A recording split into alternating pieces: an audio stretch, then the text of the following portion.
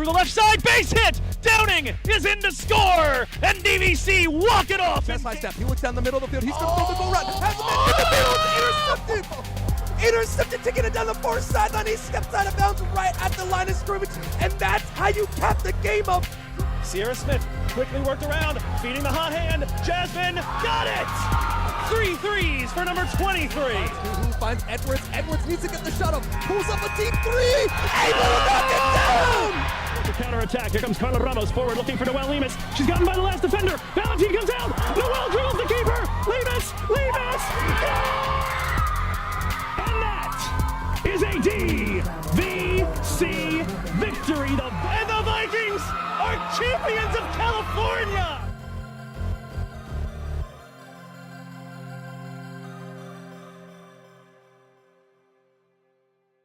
All right, folks, we're back here with our coaches show talking to head coach Jimmy Collins, the head coach of DVC football. Coach, we'll start with last game and then move on to a preview of the game against CSM this week. Looking at the film, obviously the stats don't necessarily look the best, but that film looked pretty good for the majority of the game for DVC. Some of the real issues that we saw were just turning the ball over here and there on offense and the miscommunications on defense. So let's start talking about the offense first. You got off to a crazy hot start, drove right down the field. The passing game was working. The rushing looked terrific. How do you keep that going throughout the entirety of the game? I think your assessment's pretty accurate. We turned the ball over in critical situations, and then we had some other pretty important mistakes made that maybe you don't see on film that led to plays not being successful. That, in my opinion, it's still an entire program learning a few new things, and mistakes just happen, and it's still early in the year, and we're kind of now at the midway point. But I think it's just continue to practice. And, you know, it was a devastating loss in the sense of we have such high expectations for ourselves, and we've been playing such great football. And overall, the majority of the game, we played really good football. It was one of those nights where 4 or 5, frankly, about 6 or 7 mistakes that sometimes you get away with. Well, every one of these mistakes literally could not have gone worse for us. The thing that we took from it, though, is there was a lot of learning for the guys to have.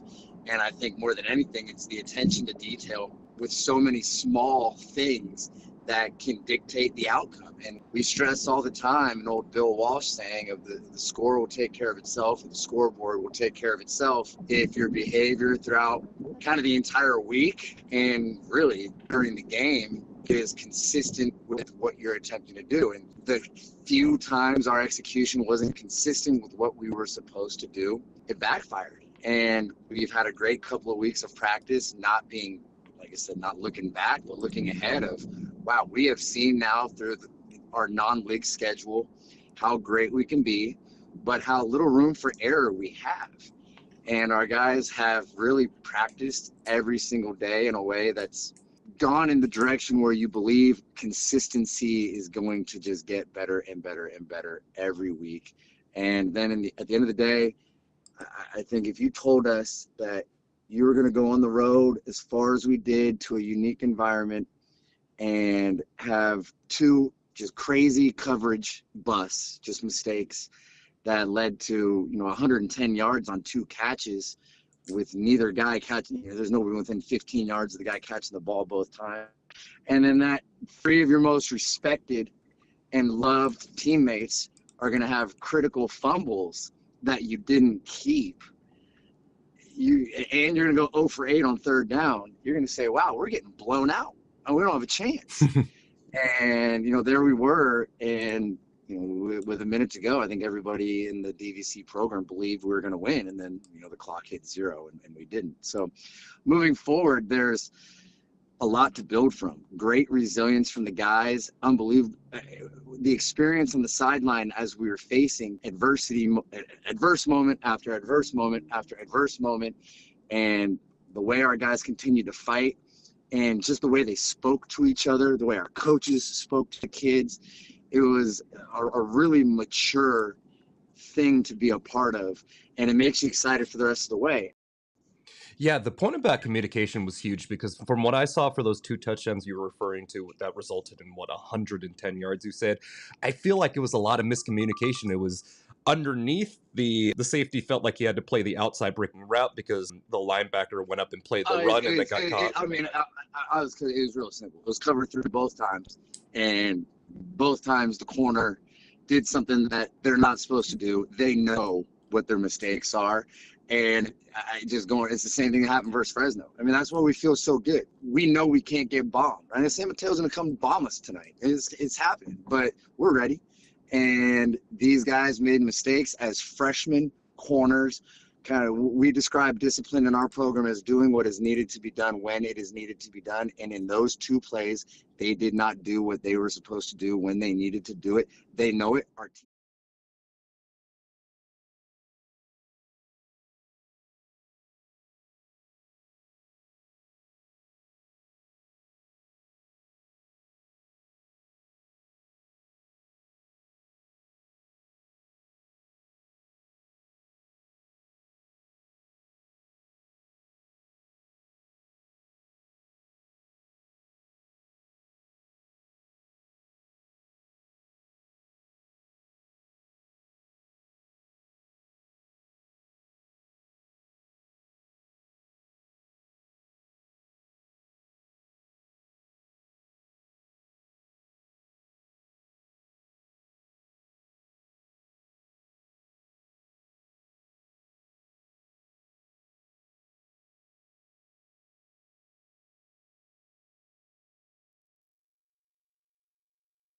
All right, folks, we're back.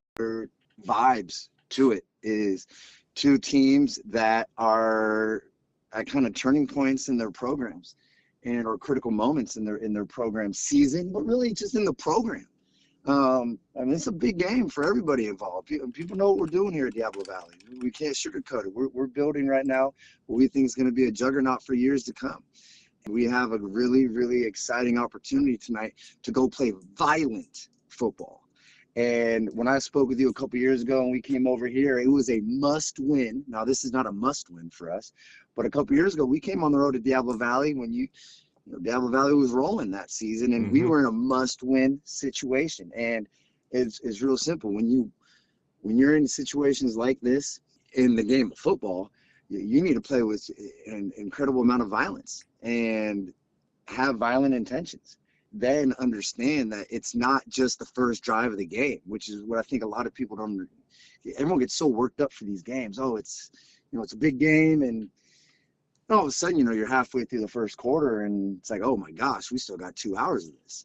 And I think that's what our guys are excited to do, because we've gone through this. We went on the road to American River a few weeks ago, who's a more physical team, in my opinion, among the most physical teams you will find in the state consistently. And did that. You didn't get off to the fastest start, but played 4 quarters of just violent, physical football. And that's what we need to do. And the guys are excited for a chance to do it. And it kind of is as simple as that. When you want to go win big football games, and that's what this is. The winner of this game is in the driver's seat to win the conference. But I think more than anything, and this is what we talk about a lot, is in sports, people refer to stat games. All right, maybe you're playing against a weaker opponent, and therefore you can accumulate some stats to help your averages or just whatever it is, stack your stats. This is a scholarship game. You go out and you play big football, and you play the way we know our guys can play. Each guy's positioning themselves to earn the scholarship that they want and that they've worked so hard to get.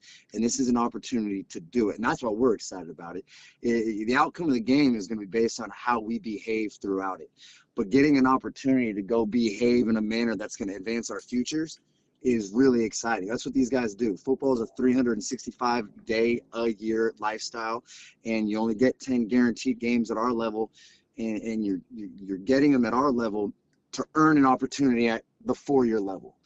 And the reality of it is, plays that you make against some teams have more value than you make when you make the same play against other teams when things are being evaluated. I don't think we've got a 4-year guy on our sideline. We're going to have 10 to 12 tonight that I already know about. And that's not even counting the guys that are just going to drop in that I don't know about. And so our guys cannot wait to have an opportunity to play in a game that matters for them in a unique way.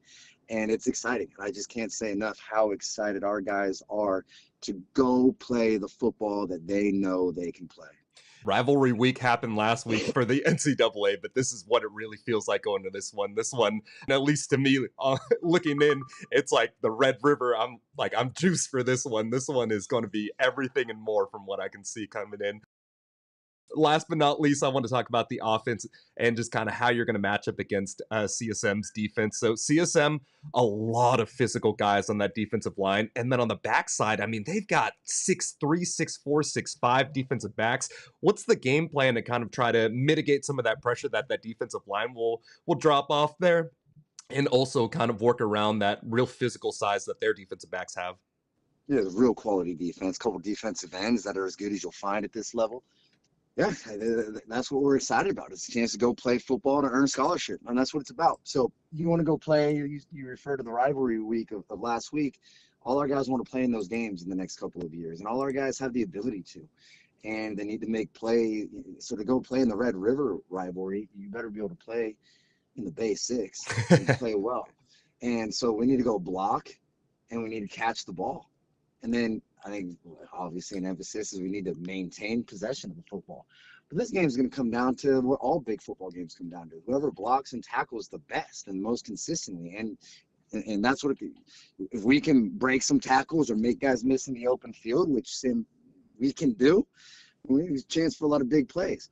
You know, you talked about their defensive backs, and well, all I know is if the ball is in the vicinity, I like our guys' opportunities to go catch the ball, and our guys just need to go catch it and make plays. So there's nothing really anything special in regard to what we need to do execution-wise. Is we need to line up and we need to play physical football, and when the ball is in our hands or near us, we need to make the play. And when we're up front, we need to fight for 4 quarters, and that's what it is. And fight for long. You know, we have to sustain our blocks for a good amount of period of time. That's one of our emphasis for the last several weeks, not just for this week. And we need to now go play, now that we're in mid to late October, what we've been talking about since the moment we set foot on campus is peaking as a football team in November for December. And we are peaking as a football team right now. So for an offense that, you know, it takes a while for an offense to come together. You know, if you go and you watch several games, receivers are in different spots. Our offensive line combinations are different. You know, Ferrari got all the carries last week, but, you know, the first 4 weeks it was kind of just a running back gauntlet. And now that we've kind of established that Ferrari's going to be the guy, Teddy's got 5 games under his belt, the receiving core is healthy, and our offensive line is healthy. We figured out the combinations, and we're excited to just kind of go play. And that's what our guys are going to do. They're going to go out there on a Friday night in Northern California in a football game that matters and go play. And I can't think of anything more fun. It seems like we've seen the floor of this team, which is pretty high up there, and then we've yet to see the ceiling, despite the fact that we've seen them drop 63 points against Feather River. So I'm also excited about this one, and I'm sure all the fans watching tonight will be extremely excited as well. Yeah, it's going to be a lot of fun. I appreciate you, Max. All right, Coach, thank you so much for dropping by, and we've got kickoff on the other side here on DVC Vikings Live. And we're live here from Vikings Stadium about 6 minutes until kickoff, and we've got a great one on our hands. It's opening night in the Bay 6 Conference, and, I mean, everybody's writing this up as this is the game to watch. 2 of the favorites coming into the season playing tonight, and we've got the visiting 4-1 College of San Mateo Bulldogs coming to take on the Diablo Valley College Vikings here 3-2 after dropping their last game against Shasta. So this is going to be a very interesting matchup tonight. The starting quarterback for San Mateo ended up getting hurt after the first 2 games, so in came 2 different players. So we'll likely see Dominic Ingracia today, but you could also see some Connor Stodard. But where this team really makes their bread and butter is on the defensive side. You got a bunch of defensive backs that are 6 feet and above, 6'3", 6'5", something along those lines. And, I mean, the 2 edges are possibly the 2 best edges that you'll see in the 3C2A. And Odera Okaka alongside John Gayer. And, I mean, San Mateo has been built the same way for a very long time, and they will continue this trend.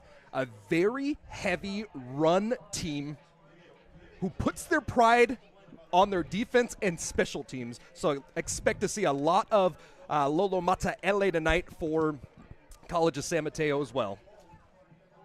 On the other side for DVC, DVC's got their starting offensive line back. So this is a big occurrence essentially. Last week, a lot of pressure is giving up with the makeshift offensive line with a bunch of guys playing in a bunch of different positions. So very happy to see on the biggest game of the season that they're going to be back and able to find their groove on the offensive side. Bittner's going to be in there at tight end as well, the blocking tight end. So expect to see also some Amani Efadel come in passing situations. David Piero, one of the best players for the Vikings, currently 5th in yards per game, 1st in receptions per game, and 4th in TDs. And then Jake Calcaño's really come out. We saw in the last game, Calcaño was really a good screen threat, but he's come in and he's shown the ability to run every single route in the tree. Yeah, absolutely. And when Calcaño would open up those screens, it would open up deep passes for Boris to throw down to Piero and co. So hopefully we see more of that today. And expect to see a lot of Ferrari Miller as well. The Vikings have a stable of backs back there. You have Sean Davis, you have Jason Way, you have Omari Taylor, but Miller has cemented himself as the lead back in this offense. He got all of the carries last week, 10 rushes for 61 yards, averaging 6 yards per game. And he really cracked the scoring open.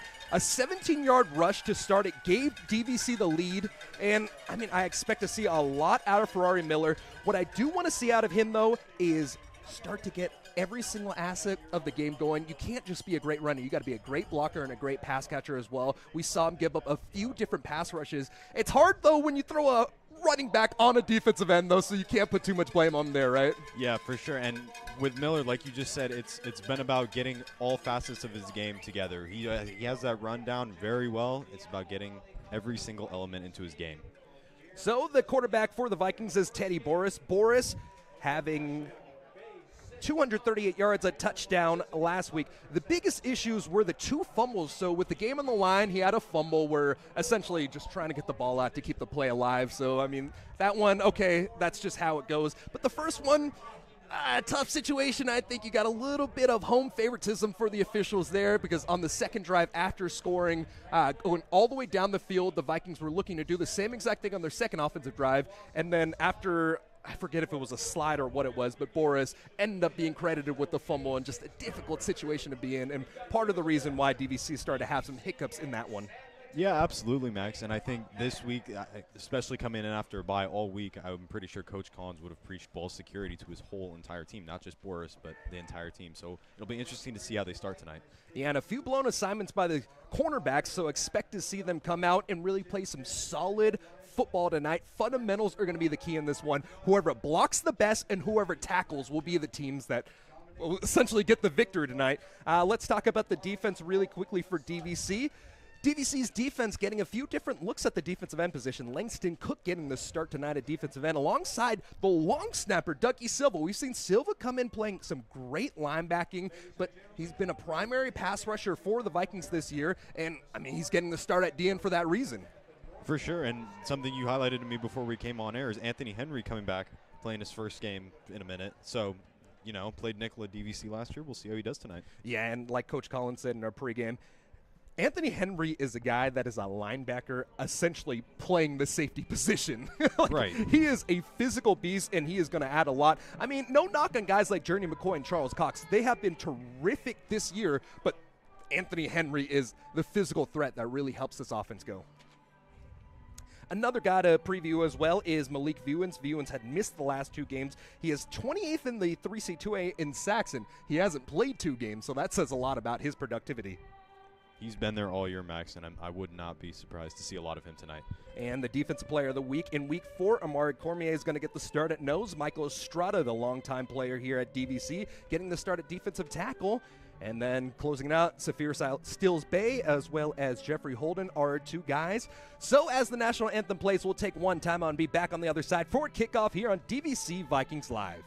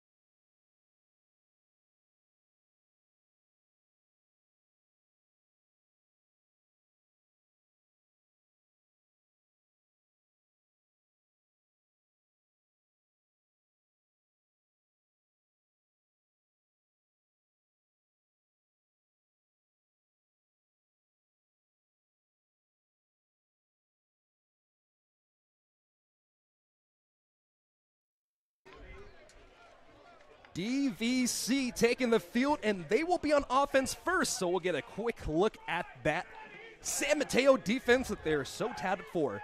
And a battle between the Bulldogs and the Vikings. Vikings coming out, green tops, green bottoms with the green hats, the white numerals, and the white trim. On the other side, these jerseys that I will say I am not the biggest fan of. Very difficult to read here, so thank you very much to all our spotters tonight. White tops, white bottoms with the white helmets in the gray numerals. So best of luck here tonight, and let's see what we've got on hand. Something interesting, Max, to know is that Omari Taylor's back there, which we've seen all year, but Cam Hawkins is also back there for DVC with him. Cam Hawkins, another dynamic athlete, so expect to see some of the returning from him as well. And we're just about ready to get things going as Dieter Kelly will boot things off right to left. Vikings receiving left to right. The boot out there, and it'll go to the sideline, taking a bounce and going out of bounds. So some terrific starting field position for the Vikings here. And those are some of the threats you got to worry about when you got Taylor out on the field. You got to worry about him bringing back. And we've seen a few different times tonight when that happens, you kick it out of bounds.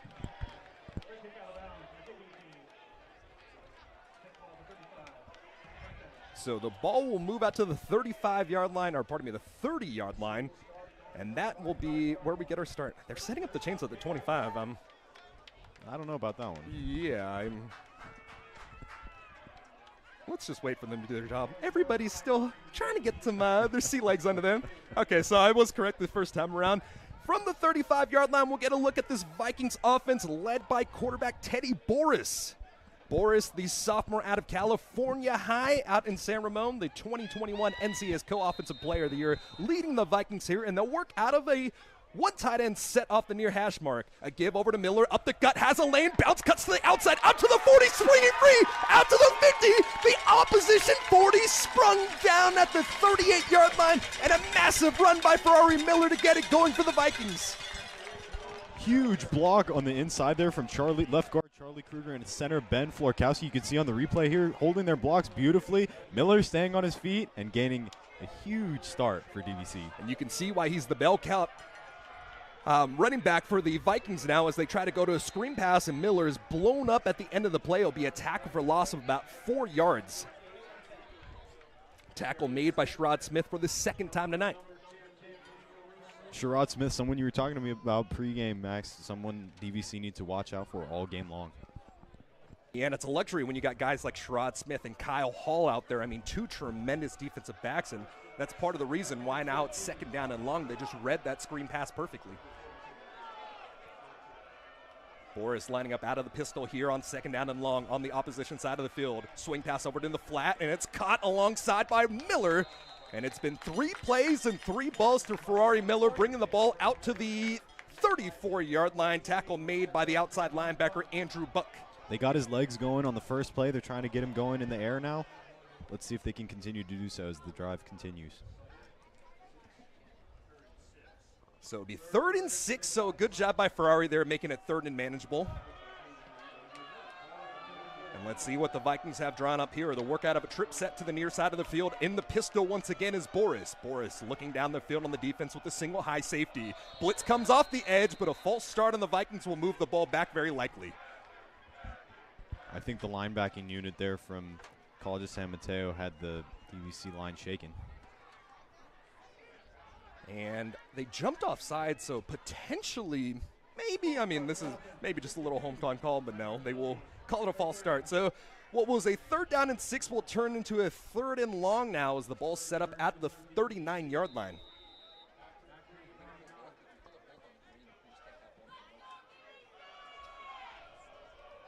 So that obviously changes the play call.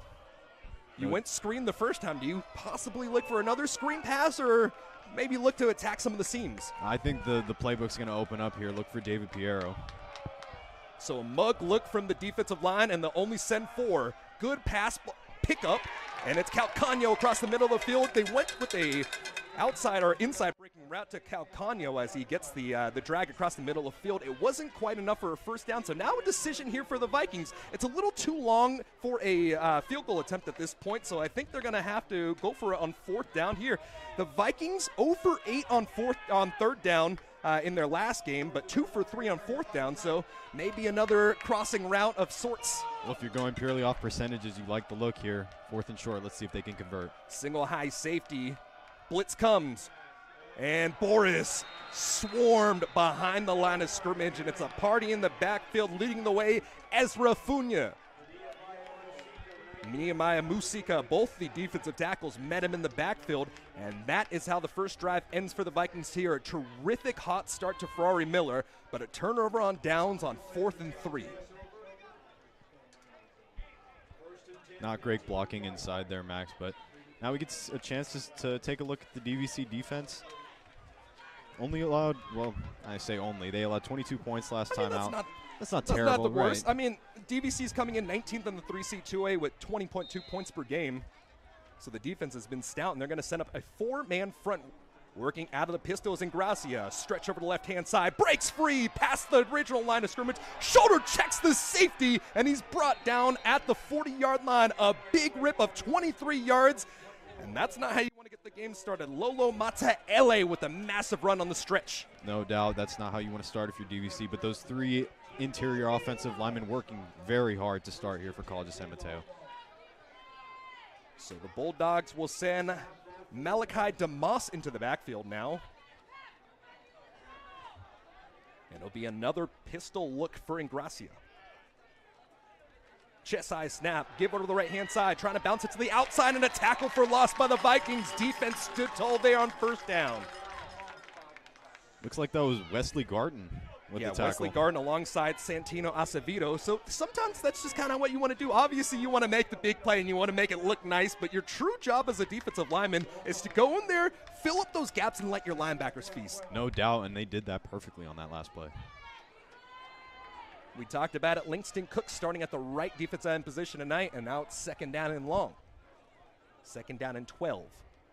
Up back off the right-hand side. 3-step drop, looking towards the far side, and it's quarterback draw up the middle, diving forward for a gain of 4 on the play. It's Dominic Ingracia. Good coverage by the defense, not really allowing Gracia to see anything. Just had to sprint and try to get as much positive yardage as possible. So now it's 3rd down and 8 from the 38.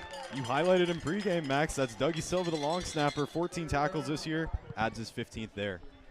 And this is something interesting. You never want to lose your long snapper, but when he's such a dynamic athlete, we saw it last year. Dougie was a terrific linebacker, a terrific edge player now. And, I mean, you got to use your best players, and that's why you see Dougie Silva out there. Absolutely. Pistol spread now for Ingracia from between the hash marks on the 38-yard line. And a flag on the play. Penalty flag. And it'll likely be a false start on San Mateo.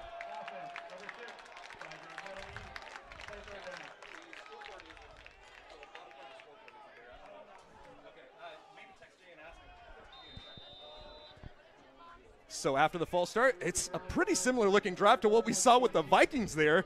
The Vikings got a big run to start, and then all of a sudden you get behind the chains with some penalties. So both drives looking to mirror themselves at this point. The challenge now for DVC is they have to build off of what's been given to them. Cover 2-man under is what they're showing here. Facing a pistol spread when Ingracia again. 3-step drop, pressure comes, rolls out to his left-hand side, and the freshman quarterback swarmed down, ball pops out of bounds. Vikings with the massive pressure, and it's going to be 4th down and 16, and the punt team's going to have to come out. Pardon me, that's not 16, that's 4th down and 22. They're going to keep it out all the way down to where the ball popped out of bounds. So let's just wait, man. I can't do the numbers quick enough off the top of my head. So crucial tackle to knock the ball out and push him way back. And Acevedo coming off the blitz doing that. No doubt. It's important to note that his arm obviously wasn't going forward, so that's why they're back where they are. So the ball is spotted down at the 42-yard line. And it's 4th down and extremely long as the wobbling punt will bounce down at the 10-yard line all the way down to the 5, inside of the 5. And, man, what a terrific punt by Tashi Dorhe. You can see why he's already got Division I offers, a San Diego State commit. And so the Vikings had some success, got behind the chains. And Colin, what's the one thing we always talk about? How do you win games? You don't get penalties and you don't turn the ball over. So far, both teams, one turning the ball over nearly, but both teams getting fouls that put them behind the chains. Yeah, Max, the number one thing that I bet both teams are preaching in the bye week is you cannot beat yourself. And, I mean, really slow start here, but hopefully DVC can be the first to take advantage. So DVC lining up out the shadow of their own end zone, ball on the 4-yard line. It's Boris calling for the snap, a give over to Miller. Miller working off the power to the right side, just doing so much to get 2 yards. A very patient run in a very precarious situation.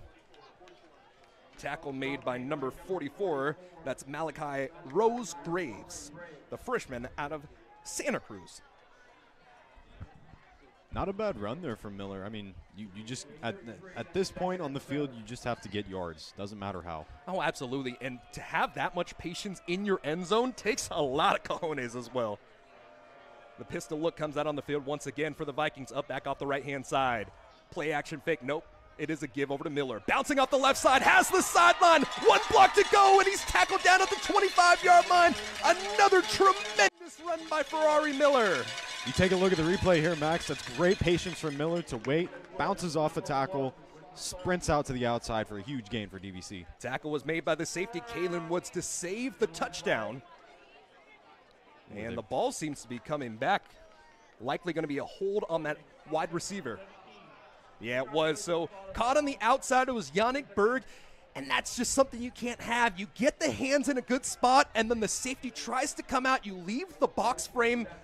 Obvious call. Wasn't sure if the officials saw it, but they did. The dirty laundry comes out, and that hold will make it second down at the, let's call it the 11-yard line. So because of the situation in which the hold was called, it'll be second down and 4.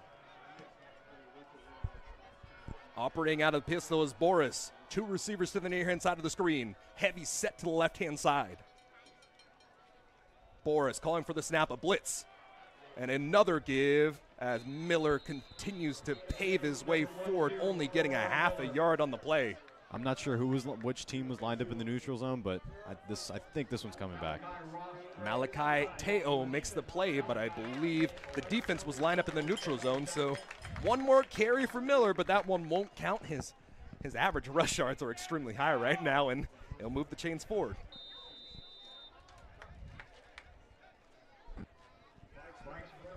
The Vikings after the penalty, something that San Mateo can't have in this situation. And now it's first down and 10 from the 17-yard line. Man-to-man pressure across. It's cover 0. Boris, chest high snap, looks down the middle of the field, throws it over the top. It's Piero streaking down the field. Piero brings it in at the 49-yard line. David Piero, if he's even, he's leaving. No doubt, Max. He beats press instantly, and Boris drops a dime. 31-yard reception will bring the ball out to midfield, and the Vikings are rolling. Tremendous coverage at the end of the play by the defensive back there, but I mean, David Piero is that guy. You cannot give him that much space, and you just need to be doing better for the DB there. Tight bunch to the near side of the field, working out of the pistol. Out from the 4 hash mark is Boris. Boris motions his tight end into the formation. Line up as the furthest outside receiver. And now it's a 2-back pistol. Chest high, pump fakes, throws it over to Piero across the middle of the field, and the ball was batted down onto the ground. Just not a clean catch by Piero on that play. And honestly, even if he did catch it, a lot of traffic coming inside. Mikhail So'oto, number 11 for the defense there, actually almost intercepted that. I'm glad that ball hit the ground in the end. Absolutely. So it's second down and 10. The Vikings have tried a couple different screen passes so far this season, and one thing we've seen them tonight, I don't know how many running back screen passes we saw was for negative yardage to Miller, but I expect to see a lot of creativity and offense coming out of the bye week here. So same formation here and the same motion as Bittner lines up off the left guard, and they'll run power with Bittner. Nope, it's a play action fake. Tosses over to Bittner, his first catch of the season, out to the 50-yard line, and 3 different players swarm. The ball's popped out onto the ground. Let's see if they call him down or if it's a turnover, and it is a turnover. Bittner on his first catch of the season rumbled forward for a gain of 4, and a ball pops out as 3 different Bulldogs come to him. Taking a look at the replay here, Max. I thought his knee was down. No, the ball popped out right there. And that is just not what you want. Just a difficult situation here, nearly a turnover on one side. And this is why the Vikings were put behind the 8 ball and had to fight from behind against Shasta all game long in the previous matchup. Situations like this, you cannot turn the ball over. And Bittner, a sophomore, I know he's predominantly a blocker, but you got to secure that ball, man. A huge play from Boris and Piero a couple plays before, and you just you have to build on that. You can't let things like that happen. 0-0 the score with 7:30 remaining here in the first quarter of play. And Gracia gets the wild snap, play action fake, looks down near sideline, off the fingertips, nearly intercepted. It was Malachi DeMoss in the backfield, so a terrific run from Lola Mataele to start, but we haven't seen him since that first run. It's been DeMoss since then. Super interesting. You start to wonder, the question comes in, is he injured? Is he 100% healthy? Don't know what's going on with him. They're coming off a bye week as well, so I expect to see a lot of fresher legs, but when you play the physical style of football that San Mateo does, and your running backs already got 89, 90 rushes on the year, it takes a lot out of you. There's a reason why the shelf life of running backs is so short in the NFL and even in college. And Gracia will give over to the left-hand side, the stretch, a jump cut across the middle, and he tries to veer his way forward as the ball pops out onto the ground. Who's got it? It looked like San Mateo might have fallen on top of it, and it will be for positive yards if so. So the ball will be marked down at midfield. They'll actually mark it down at the Vikings 49. So it'll be 3rd down and 4. And Vikings almost got one there. It was Wesley Garton coming in. You saw him with his heroics last week. Got a stop in a critical situation and tried to set up the Vikings with the game-winning drive. Tries to do it here. Unfortunately, not able to do so. Wesley Garton, we've seen him once before, and now we're seeing him again. Expect to see more of him as the night goes on. 2 receivers tied off the right side of the line from the near hash mark in Gracia. Working out of the pistol look again. A 3-step drop. Pressure comes. Pump fakes. Over the top. Decimated. The intended receiver was Hassan Mahassan. And the safety over the top. Anthony Henry looked like a linebacker there, didn't he? I don't want to correct you there, but I think that was Journey McCoy, Max, but still a massive hit. Take a look at the replay. And you are right. It is Journey McCoy, man. The red shirt freshman out of De La Salle, 5'10", 180. Looked like he was 6'5", 250 on that hit. What a hit from the freshman. And you can see why he was a D1 safety at one point. Redshirted his year over at Nevada. Laid the lumber there. Forces the punt. 2nd punt of the day. Tashi Dorhe did a tremendous job last time around. Got plenty of leg under this one as it's wobbling down to the 15-yard line. Fair caught by the Vikings and Taylor at the 14. So some really difficult field position to start, but 2 really big stops for the Vikings here. And this game is living up to what we expected. A physical fight, football, violence, everything you're looking for tonight. No doubt, Max. And one thing I want to highlight with DVC coming out on this drive is let's calm down and take care of the ball. We can't have what happened on the last drive happen again, because this game will be won by the team who makes less mistakes. That's exactly what we were hearing from Coach Collins. The team that blocks the best and the team that tackles the cleanest will be the victors tonight. And it's still 0-0s across the board with 6:47 remaining here in the first. Lining up Bittner off the right side of the line, working out of the pistol once more. Give over to Miller. And Miller spins out of one tackle in the backfield, and it'll be swarmed down right at the line of scrimmage. Defensive tackles, I mean, you see why that defensive front of College of San Mateo is so good. For sure, and something they've done tonight so far is a lot of cover 0, cover 1, not too many safeties. They're dialing up pressure. They're trying to get their D linemen in there quickly.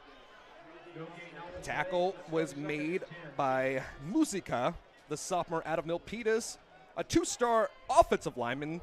He had an offer from Idaho State, but decided he wanted to play the defensive side of the ball, so came over to CSM. 2nd down and 10, working out of the shotgun this time around is Boris. Motions his tight end over into the lone receiver on the far-hand side. And a stoppage of play here. False start. Likely going to be a false start. That's typically what the situation is, and we have not seen a clean drive by either team so far. False starts, fumbles, whatever it is. And this is something that you have to think about it a little bit. The Vikings had a few different offensive line units come out due to injury. You finally got your guys back, but now they got to knock off a little bit of that rust. Yeah, definitely. They've given Ferrari Miller a couple of great holes so far. They just got to continue to do that and limit the penalties, and then they'll be fine. And I really do like what the Vikings are doing with the motioning of Bittner. Bittner at 6'4", 225. They're motioning him out as the pulling guard essentially in that power, and they've done it a few different times. And Bittner, aside from the fumble, has been blocking extremely well tonight. So it's 2nd down and 15, ball on the 10-yard line. A 3-step drop, pressure comes in his face. Boris fires across the middle of the field, nearly intercepted. 2 different CSM players were there. Sherrod Smith was waiting for the interception, and then it looked like Kalen Woods came and almost batted the ball away from his own player. Well, with that one, you would have thought Kalen Woods was wearing a green uniform. I lack of communication and just keeps going with the theme that we've seen tonight.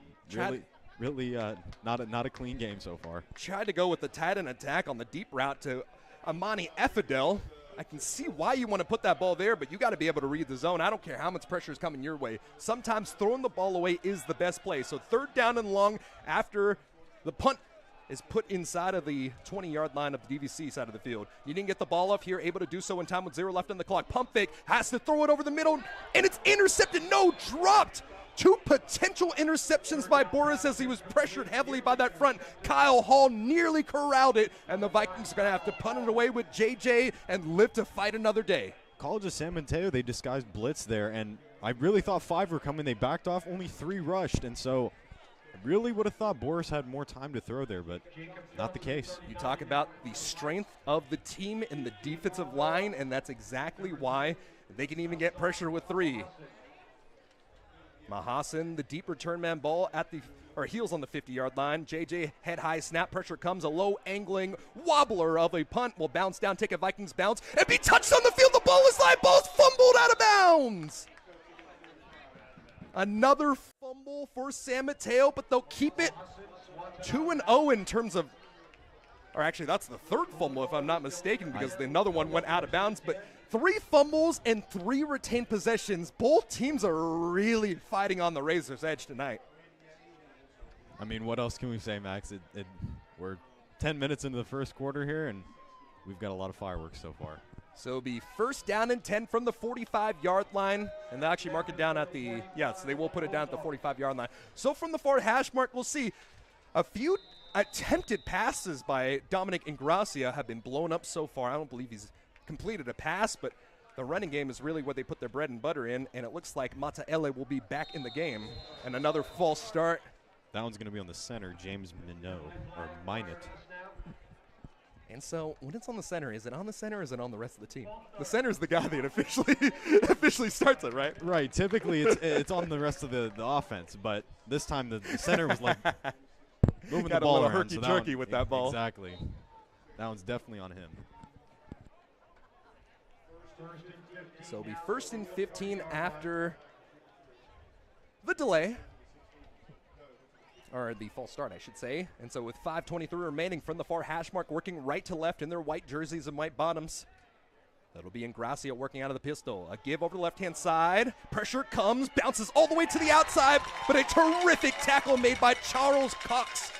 Mateo had nowhere to go, and it's a big tackle for loss. A loss of 7 or 8 on the play.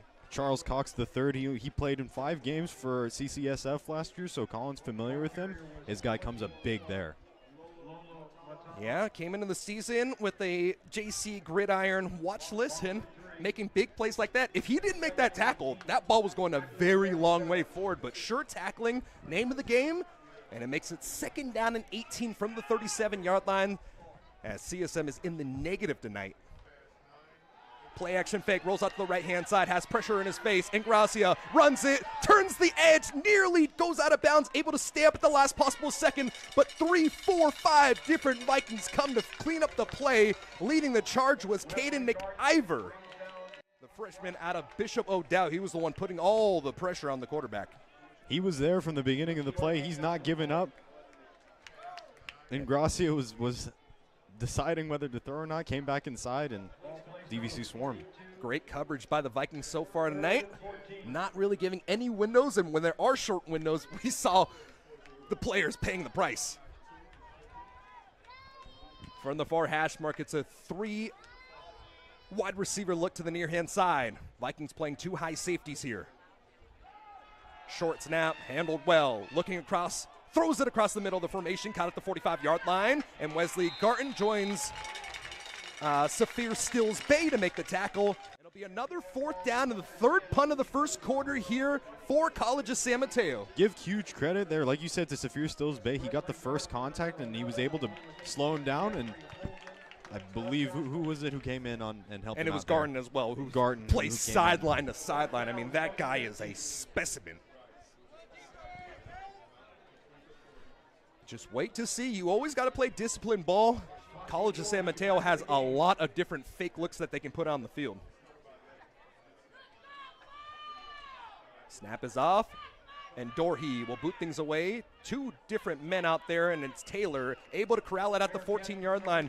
Back-to-back drives for the Vikings here at the 14-yard line, and the offense will take the field again with 3:08 remaining here in the first quarter of play.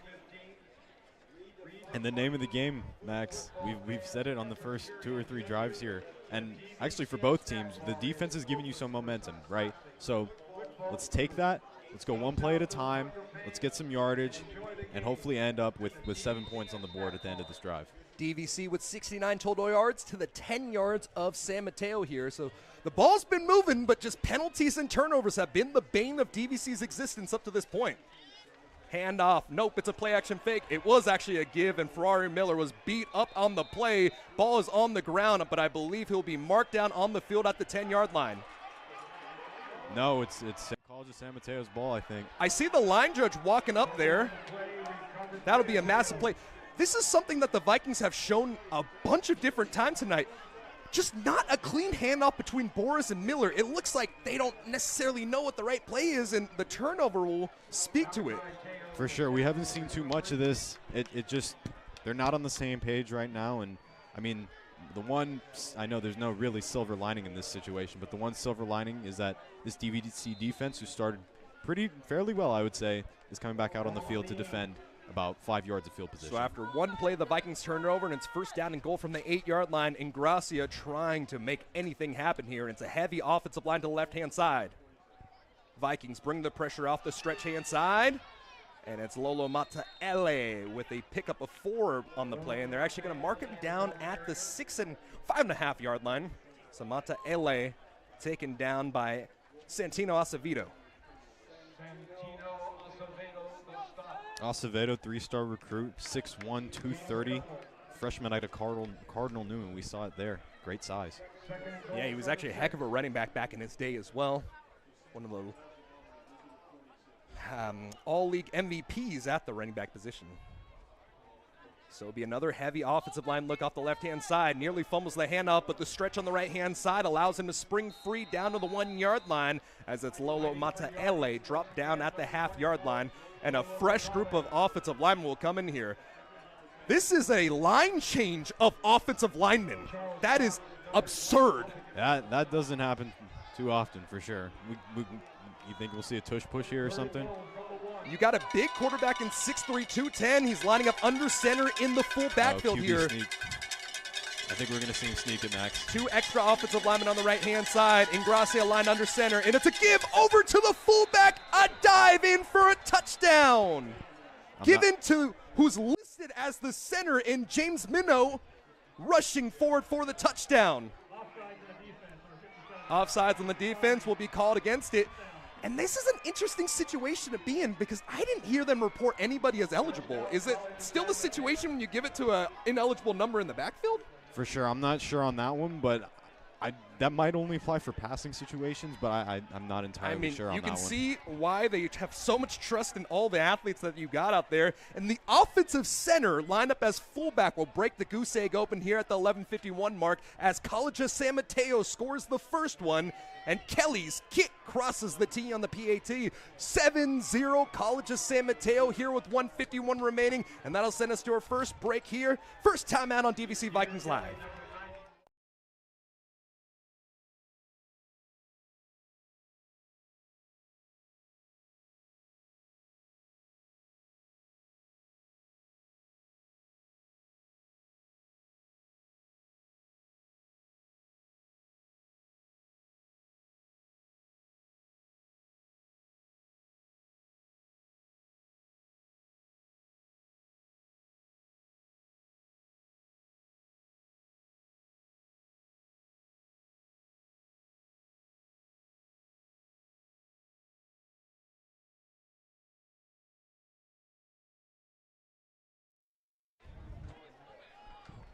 So after the fumble by Ferrari Miller and the first points of the game by College of San Mateo here at the 151 mark, kicking off right to left here. DVC leading in nearly every category, but the issue now, turnovers. No doubt. It's something I would assume Coach Collins is furious with what's going on down there, so hopefully we see a different approach here. And I'll send Tashi Dorhe to boot things away. Listed as the punter, handling kickoff duties as well. Heels are on the 4-yard line.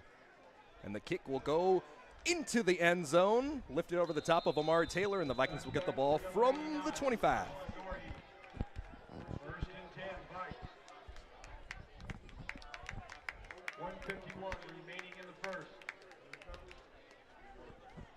Let's see if we can get some numbers here for you guys.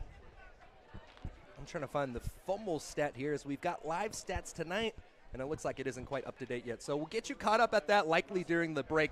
But I believe 4 fumbles on College of San Mateo and 3 fumbles on DVC. But the biggest issue here is all 4 fumbles were recovered by College of San Mateo, whereas DVC has lost all of them. Boris, another handoff, and it's a read option. I think that was a read option. Yeah, it is a read option because the ball was handed into the gut of Miller and nearly pulled out. And I mean, we've seen Boris run the read option a few different times, but I don't know how many times you really expect to see Boris run the ball like that. Yeah, for sure. He on the year so far, 28 rushes for. I mean, this is obviously counting stats. Yeah, exactly. That's the difference. Negative 33 yards on the ground. He's had some nice runs on the ground, but let's just say tough play there. 3 receivers to the near hand side. Boris stepping up in the pocket, and Boris is going to run for it on the scramble. Tucks the ball away as he gets out to the 29-yard line on a pickup of 5. Commentators jinx there. We just talked about how. I mean, that's typically where you want Boris running, though. You want him running on scrambles, less so. We've seen him run a speed option here and there and a read option now, but you typically see him scrambling. Absolutely, and I don't mind that at all, especially if, everything else is taken away. That's a great decision from the sophomore. So, with 44 seconds counting down here in the first quarter of play, it's Boris working on the shotgun. 3rd down and 6 from the 29-yard line.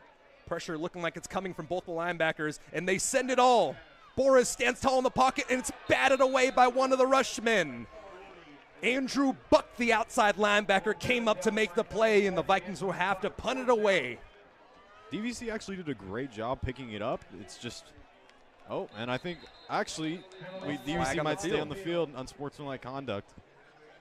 And when it gets chippy, situations like this occur, but man, both coaches have got to be so angry about it tonight. Yeah. After the play, unsportsmanlike conduct with the defense, number 0. So the unsportsmanlike conduct will be called on the middle linebacker, Malachi Teo. That's not a mistake you'd expect to see from Teo. He had an offer from Sac State. He's a 3-star linebacker, 6'2", 225 out of Santa Ana, the sophomore. Huge mistake to keep DVC massive on the field. Because now DVC's finally got a call going their way, and they're going to try to use as much as possible on this one. They've had nothing going in terms of momentum, and hopefully Teo just handed them some.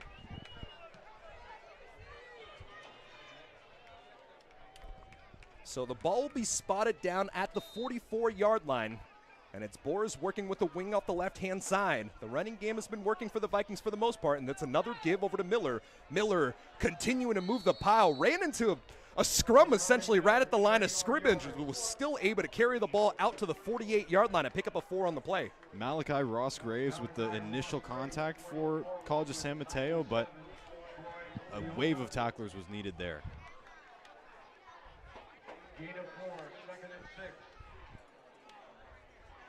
As I was saying before the penalty, Max, the blocking was actually pretty good from Ferrari Miller. They picked up the blitz very well, but what happened is 40, Buck got his hands up, and I mean, I'm not sure there's really much you can do about that. No, I mean, that's what they teach you as a pass rusher, even if you're blitzing linebacker. If you can't get to the quarterback, get your hands up, and that's exactly what happened. So that'll send us to a timeout here on DVC Vikings Live. It's a 7-0 lead for College of San Mateo, but the Vikings facing a 2nd down and 6 from the 48-yard line on the other side of this break.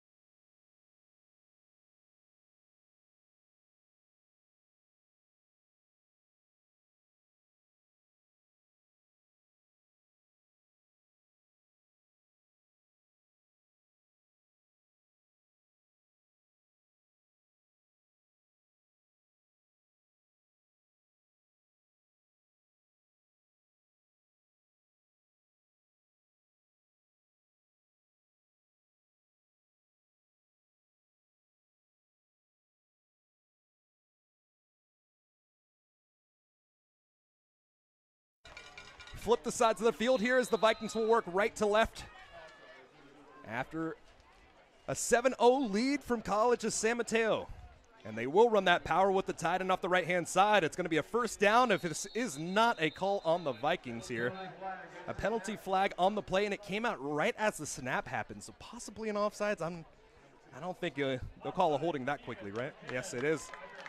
So a 5-yard penalty will move the ball forward. And for the second time, one of Miller's rushes off the board with a penalty on the defense. He's had a couple taken off, but you'll take it. If you're going to get positive yards one way or another, I'm sure he'd take it. He got a 5-yard carry, but now he saved the down as well. That 5 yards will still live in our hearts, Ferrari. It's okay.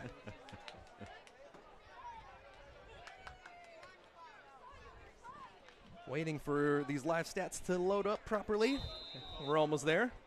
So an offsides on the defense will set up a a 2nd down and 1 from the 47-yard line. It looks like the pressure coming off the right-hand side as Boris sees the coverage, and he'll make a check on the play.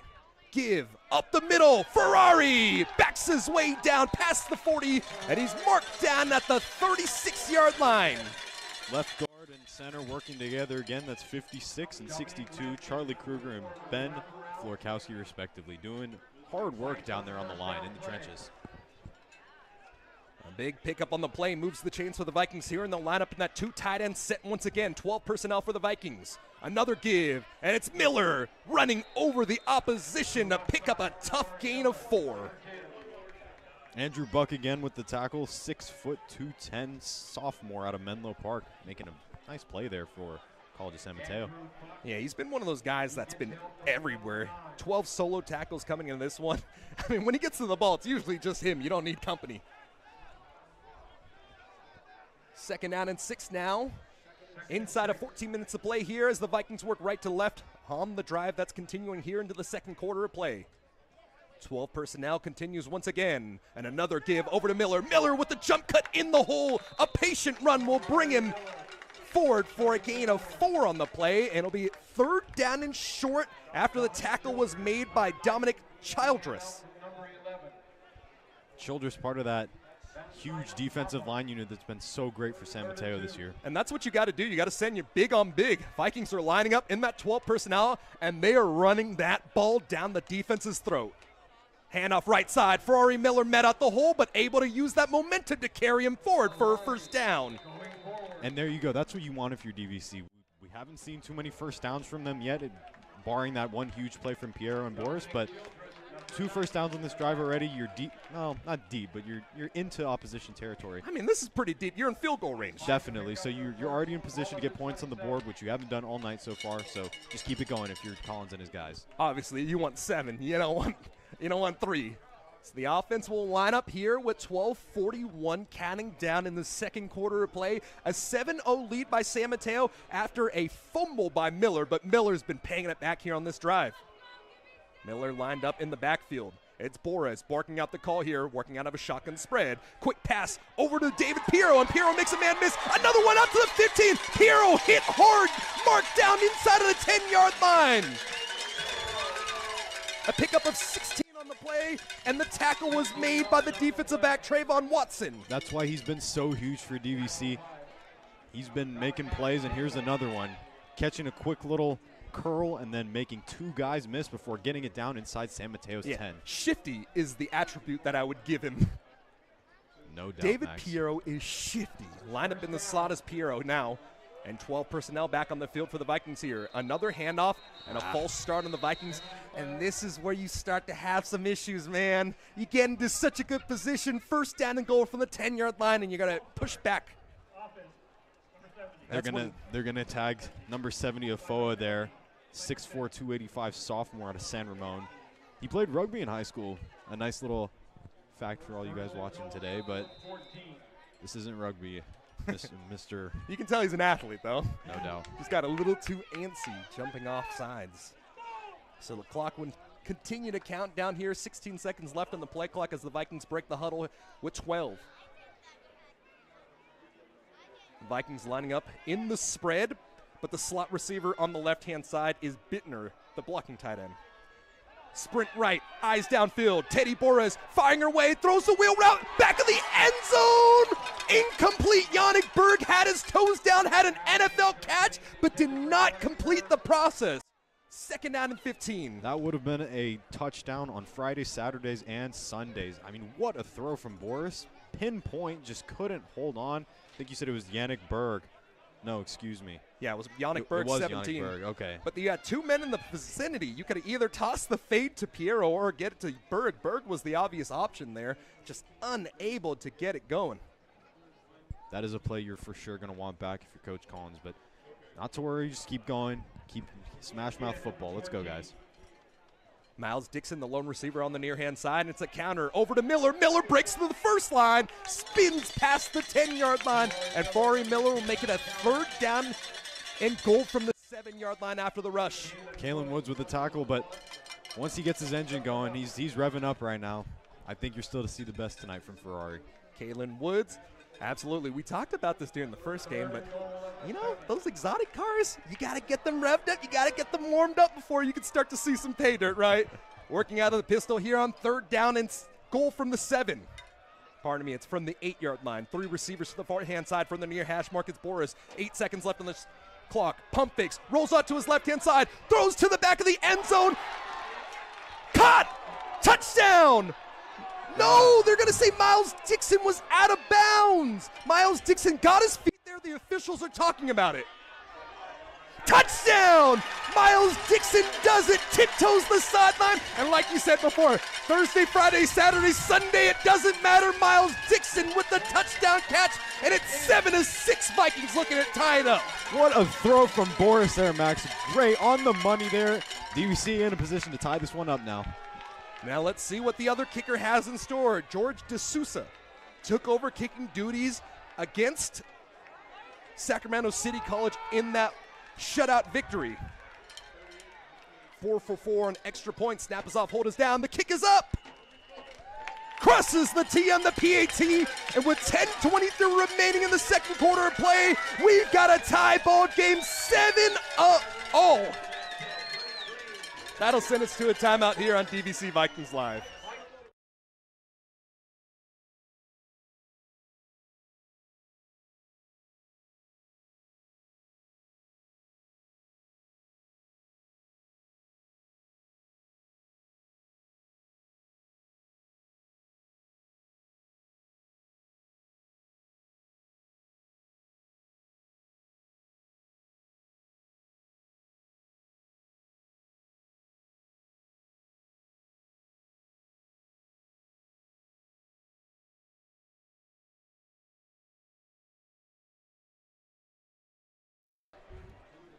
After the touchdown drive, the Vikings bringing their kicking unit on the field, kicking it right to left here.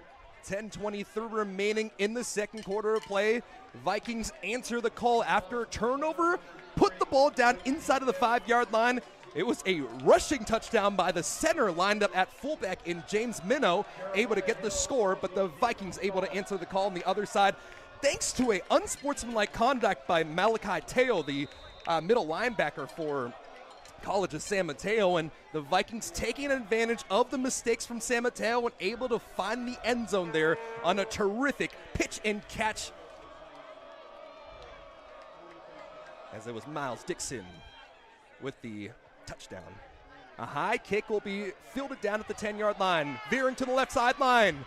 Gets through the first two rushers, or tacklers, I should say, and the ball will be marked down at the 45-yard line on a big tackle on the play. The return was made by Hassan Mahasan, and the tackle for DVC was made by Montrell Smith, the freshman defensive back.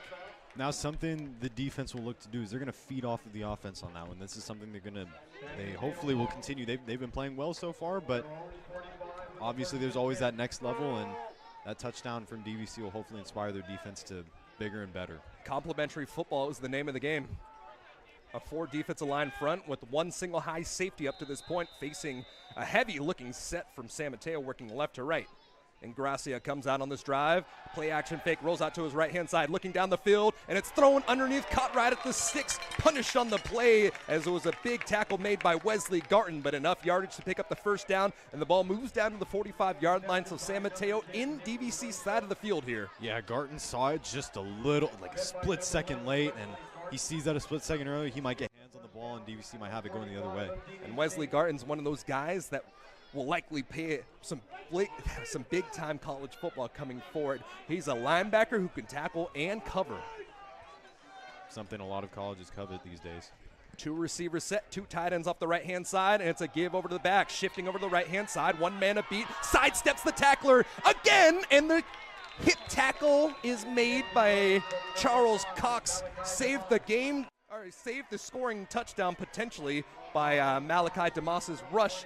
But 2 back-to-back plays for a first down, and San Mateo's offense starting to look like what they want it to be. Something we highlighted pregame, the offensive line and their rush blocking versus their pass blocking. Pass blocking we know isn't fabulous, but their run blocking is elite. So what they did there is they got enough space for Mateo to get far on his right and get it down for a chunk play. 2nd down and 7 here. 12 personnel look once again. Motions KB Boone Nelson across the formation. It's a give over to Damas. Damas on the left-hand side, a jump cut back inside. And another massive pickup on the play will be marked down to the 17-yard line, and a gain of 8 to start. Well, after a really cagey start from both these teams, we're seeing offenses flow now. So, I mean, we'll see what this second quarter has in store for us. Yeah, both the offenses finding their groove here in the second. And hopefully as we get our live stats fixed up, we'll be able to get you going with some stats in the second half. I wouldn't be surprised to see a play action here, Max. 8:27. They tried it a few different times with some success. And now you see the motion of Boone Nelson tighter inside.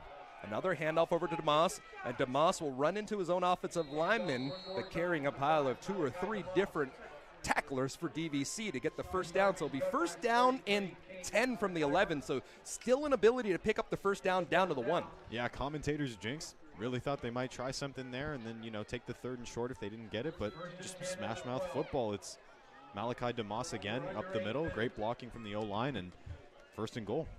And Caden McIver came up to make the play from his defensive end position at the end of the play. First down and 10 now from the 12-yard line. So a first down at the 2, not the 1. Matsaele back in the backfield, working out of that 12 personnel. Boone Nelson across the formation, and this is something you got to worry about. Boone Nelson on the play action. A false start will keep an end to the play before it can even get anything started. And this is when you start to see teams have issues. A false start puts them behind, and you start to get a little antsy. Yeah, if you're DVC, you want that penalty to shake them off their groove. They've been trotting down the field at their own pace, and hopefully that penalty gets them out of rhythm. So it'll be first down and 15 now from the 17-yard line. The clock counting down, 7:30 in the 7-7 game here on a beautiful Friday night in Vikings Stadium. Gracia alongside Mataele. 12 personnel and a second consecutive false start will make it a first down and 20. I know it's Friday night, Max, but I mean, it's not karaoke yet. Let's stop the jumping. So now you are outside of the red zone. You picked up 2 first downs on 2 plays to bring it into this area, and then 8-yard rush, but now you're working your way backwards. You guys can hear it. The DVC fans finally finding their rhythm. Hopefully they can feed off of it to make a huge stop here. And that's the OG, Garcia with the cowbell. One of the fixtures here at Viking Stadium.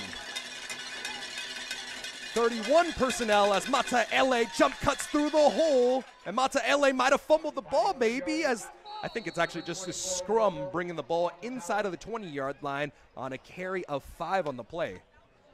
I saw a lot of hands start to get a little jumpy underneath that pile, so I thought maybe it had come out. Mateo had fumbled one up to this point, if I'm not mistaken. Wesley Garden in there again, and we've said his name a lot tonight. He's been coming into this one, had 32 tackles, and against Shasta a couple weeks ago, 8, 1 for a loss, and showing off his abilities there.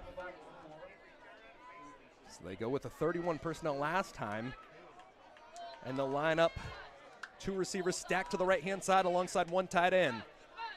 They'll push the receiver to the far-hand side, and Gracia rolling out to his right-hand side, throws it behind his intended receiver, and a back blown out there. Oh, my God, just a huge hit as it was KB Boone Nelson lifted up in the air. The safety just went straight through him. If Boone Nelson doesn't get his hands on that, I can almost guarantee that Stills Bay returns that for huge yardage.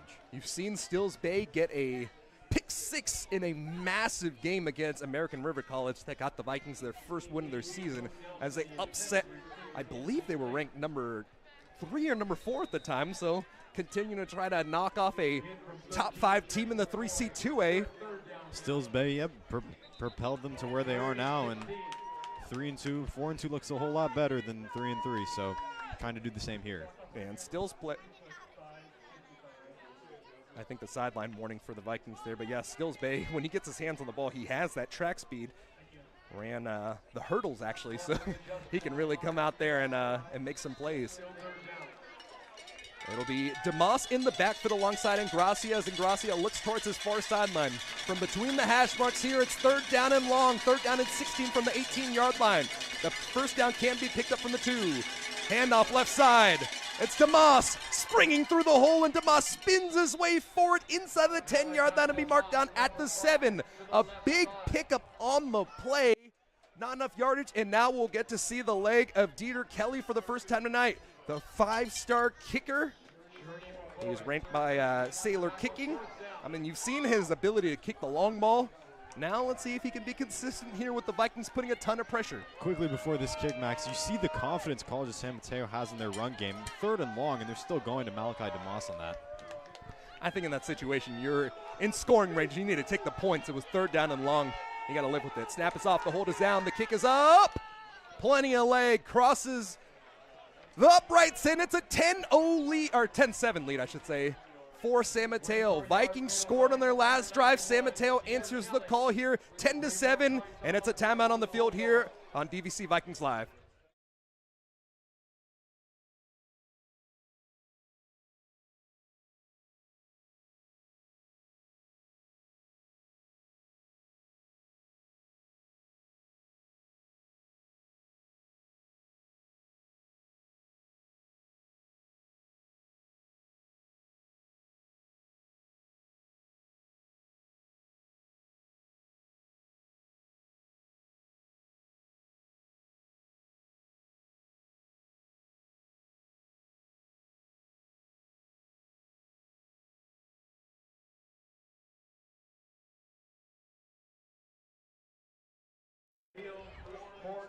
After the field goal, it's a 10-7 game, and what was that? That was a 33-yard field goal attempt.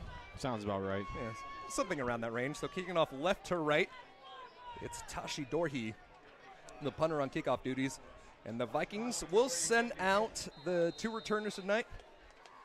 It'll be Cameron Hawkins alongside Amari Taylor. Kick is a high lofted kick, and it'll be fielded down at the 2-yard line by Taylor. Taylor springs his way to the right-hand side, makes one defender miss, and now is escorted out of bounds at the 15-yard line on a 10-yard return. And the Vikings in a tough position here. I feel like their average starting field position has been somewhere around that 15-yard line tonight. Yeah, absolutely. Not ideal, but seems like they've made, pretty good chunks from it.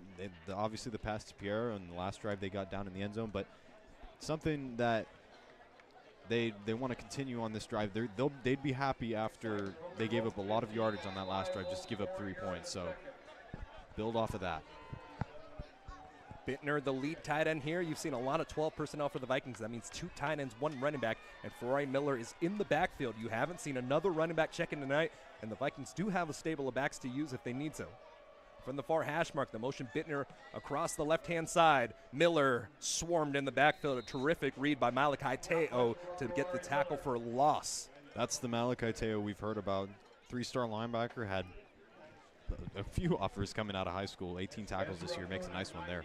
Yeah, and he ended up going to Hawaii, redshirting a year there before coming over to college at San Mateo. A lot of Division I players and bounce backs on both sides of the ball.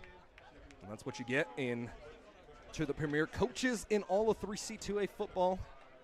Coach Collins trailing 10-7, leading his Vikings down the field here, facing a 2nd down and long. Calcagno motions across the formation. Pressure comes. Boris has to let it go. Throws it far too far in front. Trying to set up a screen pass by Miller, but the pressure coming off the edge by San Mateo. Able to blow it up, forcing it to be a 3rd down and 12. Boris took a shot there. He's looking a little gingerly coming up to the sideline. I think he's just getting the play, but something to watch as we continue. 3rd down and long, and this is where you want to start to send those pressures. You don't have to because of the talent that you have in the edge group for that Bulldogs room, but when you can put the pressure, you will. The receiver set to the near hand side. Miles Dixon, the lone receiver, to the far. And a timeout taken on the field. Timeout taken by San Mateo on defense, and they'll send us to a timeout as well here. 4:19 remaining in the 2nd quarter of play. San Mateo 10, DVC 7 on DVC Vikings Live.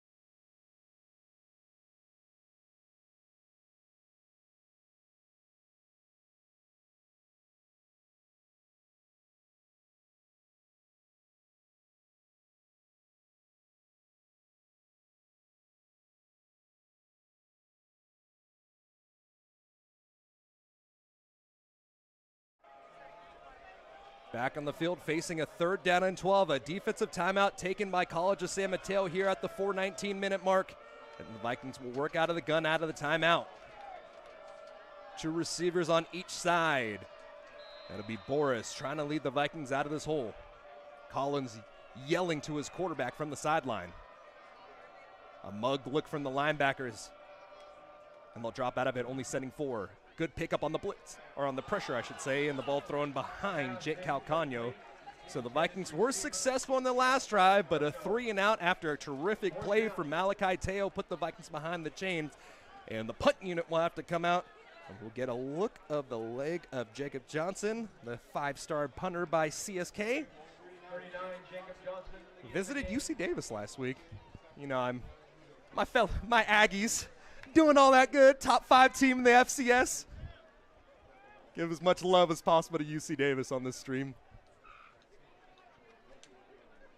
Jacob Johnson, head high, snap pressure comes off the edge, able to get a low winding punt, bounce down. Nope, it's fielded down at the 48-yard line. A flying tackle nearly made by Dougie Silva, but instead a tackle made down to the 49-yard line, and the tackle was made by, let me see, it was number 20 for DVC, and I believe that is Charles Cox, the safety on special teams.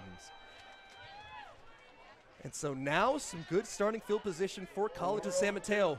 At the beginning of the game, it turned out DVC was having the success, but turning the ball over. And now it's just, a battle of field position here. DVC's average starting field position has been somewhere around the 15-yard line, and College of San Mateo has been plus 40. Yeah, definitely something DVC needs to work on, and I'm pretty sure it'll be talked about in the locker room and at halftime. They just got to do a better job of getting themselves in positions to succeed. Mataele in the backfield, and it's Ingracia. And another false start. 2 different flags on the field. And when you have 10 different offensive linemen that you feel comfortable playing, it's kind of interesting to see so many false starts. Yeah, for sure. Not a clean game by any means. We've said it plenty over this first half, and something that both teams need to work on going into the second.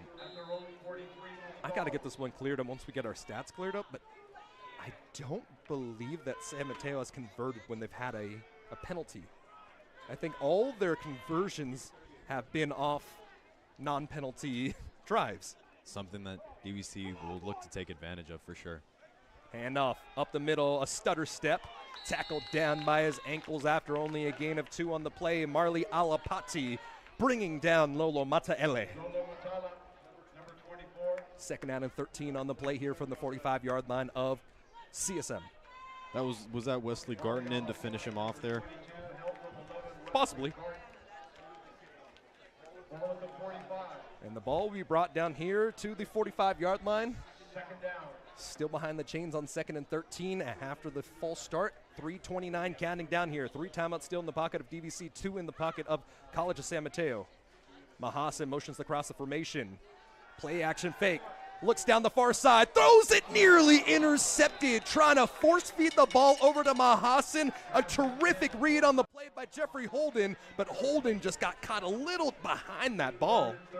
Jeffrey Holden, he would have loved to come down with that one. That wasn't the greatest throw in the world, and Ingracia will be happy to get the ball back there. Holden tried to get the INT, but the ball was thrown late and behind both the different players. So just in that situation, the bad throw helps you. So now it's 3rd down and long for the 3rd down and 13 from the 45-yard line. And they'll continue to operate out of the gun. It's a spread look here. 2 receivers to the top and the bottom from the near hash mark. Working left to right, Ingracia, 3-step drop, looks down the middle of the field, fires away, found the soft spot, slips through 1 tackle, and it's Mahasen, who was forced the ball last time around to the incompletion, able to get a huge pickup on the play, a pickup of 20 for the first down. Just caught the Vikings in that cover 2. The safeties weren't playing far enough up, and that's how you draw it up. Mahasen, he had 10 D1 offers coming out of high school, 5'10", 170, the 4-star. He actually played under Coach Collins and left after Coach Collins left as well. So yeah, one of the leading receivers for City College of San Francisco last year. And a give. Nope, it's a play action fake. Rolling out to his right-hand side, and Gracia will throw it towards the sideline. Mahasen makes the play on the sideline, able to pick it up past the 30-yard line, getting about 3 extra yards on the reception, and that's a pickup of 7 on the play. Dominic Ingracia showing off the speed there, running wild, and getting a nice little play for College of San Mateo.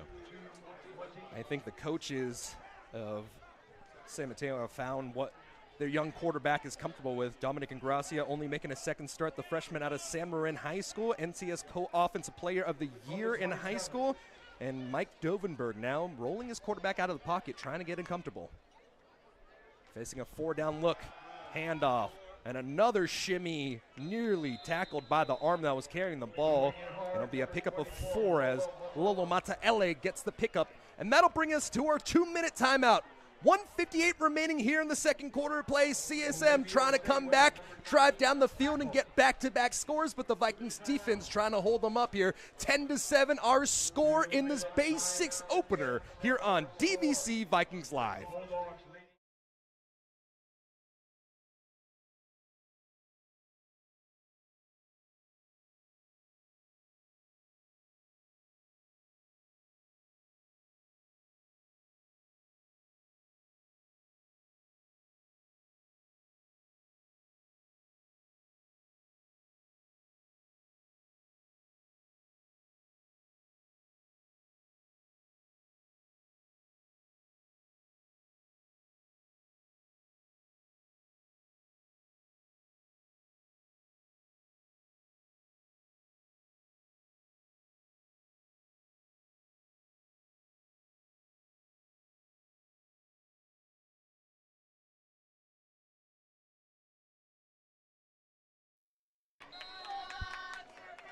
third down and short, 3rd and 1 officially on the field from the 29-yard line. Under 2 minutes to play here, and it's that big boy full house look as Ingracia goes under center.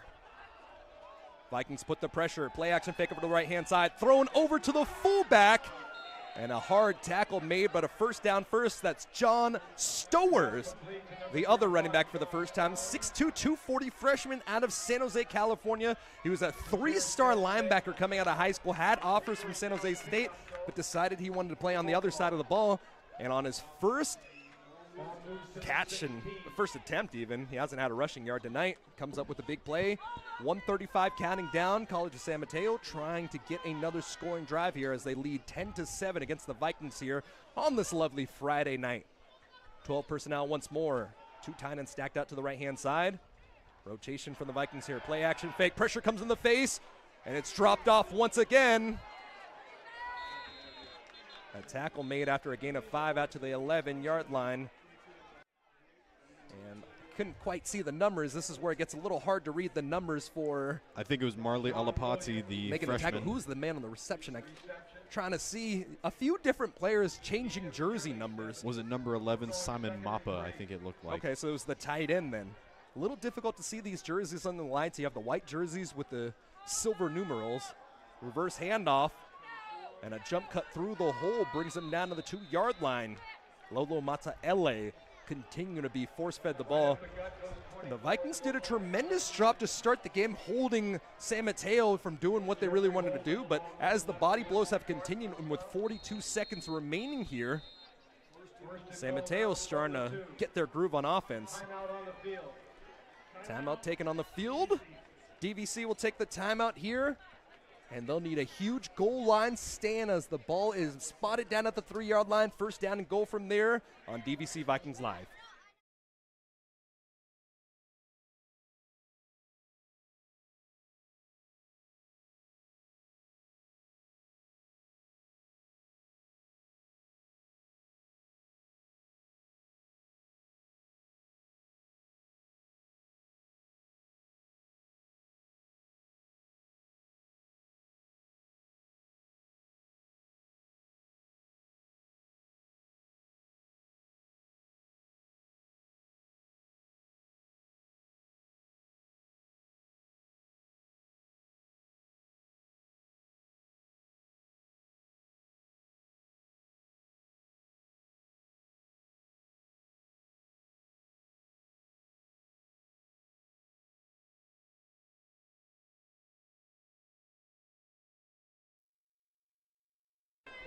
First down and goal from the 3-yard line.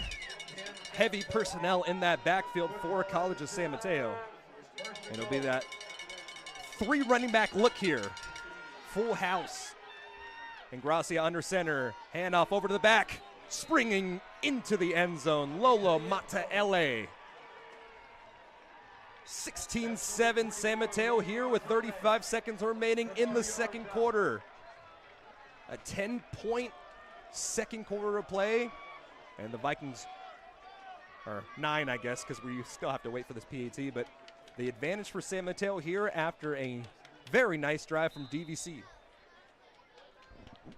Not something you want if you're DVC going into the second half, but it's not about how you start, it's about how you finish. So still got 2 timeouts, and let's see if DVC elects to get a little aggressive. They will have to come back on defense to start the second half. So 17-7 the advantage for College of San Mateo here. 35.2 seconds remaining. I mean, it's going to be interesting. You'll likely see either a touchback or a squib kick to try to run some clock off.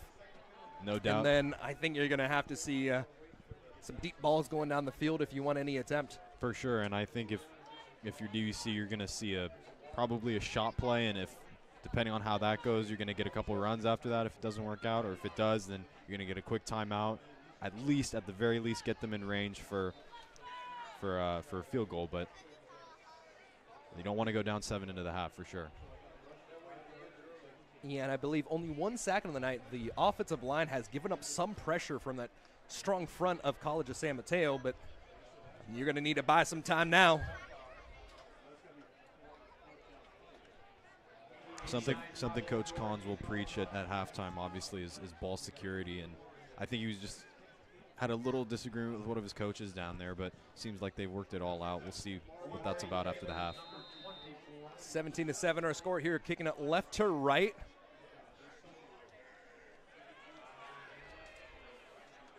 Chashi Dorhi will boot it away.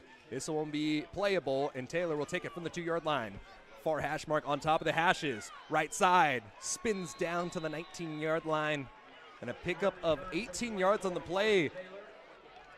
And some juice being thrown out there, clapping some physical play by DVC there. Some extracurriculars. Jason Wade, typically a running back here on special teams with a physical block. And so 31 seconds remaining. The ball will be spotted down to the 20-yard line. So the Vikings will need to get to about 60 yards for any chance of getting into field goal range here. For sure. I mean, we just talked about it, but maybe a deep shot. Maybe they run a little wide receiver screen, running back screen. We'll see. Screens haven't necessarily worked tonight. The Vikings have liked them throughout the year, but just good trigger reading by San Mateo tonight. One high safety.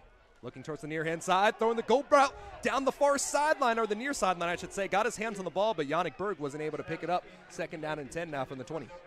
That was great coverage from defensive back Trayvon Watson, the 6-foot, 185-pound freshman out of Sacramento. He was a fullback, and he was a track athlete actually in high school, and he had 4 tackles against Fresno last time out. So the Vikings do throw a shot, but it's to a face that we weren't necessarily expecting.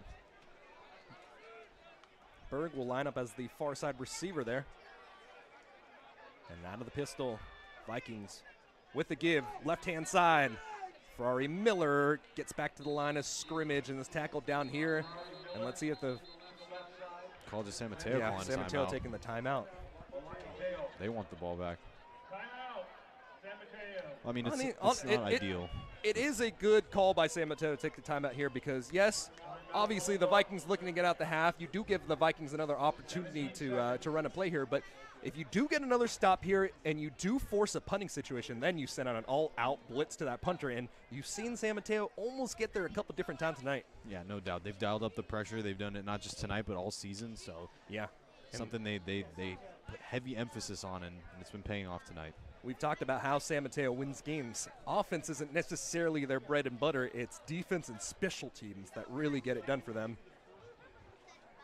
And so the Vikings facing a 3rd down and 9 after the timeout taken. 2 timeouts for DVC, 1 timeout. And the Vikings will likely come out passing in this situation. I don't think you really care about burning the timeout of San Mateo at this point. I think it's more important to pick up the 1st down. We'll see. I'm expecting something big to David Piero here. And Piero lining up as the up back here. He'll line up as the wing before motioning out to the slot. So 2 receivers on each side as Boris will line up. And a give over to Ferrari Miller, and Miller just swarmed in the backfield. Ezra Funa makes the play, and so 12 seconds left. The Vikings get dropped with a loss of 2 on the play. A timeout taken by College of San Mateo, and now the Vikings are going to have to go punt safe. Nehemiah Musika with a very nice tackle there. He's a 2-star offensive lineman, actually, and had an offer from Idaho State, but decided to come here.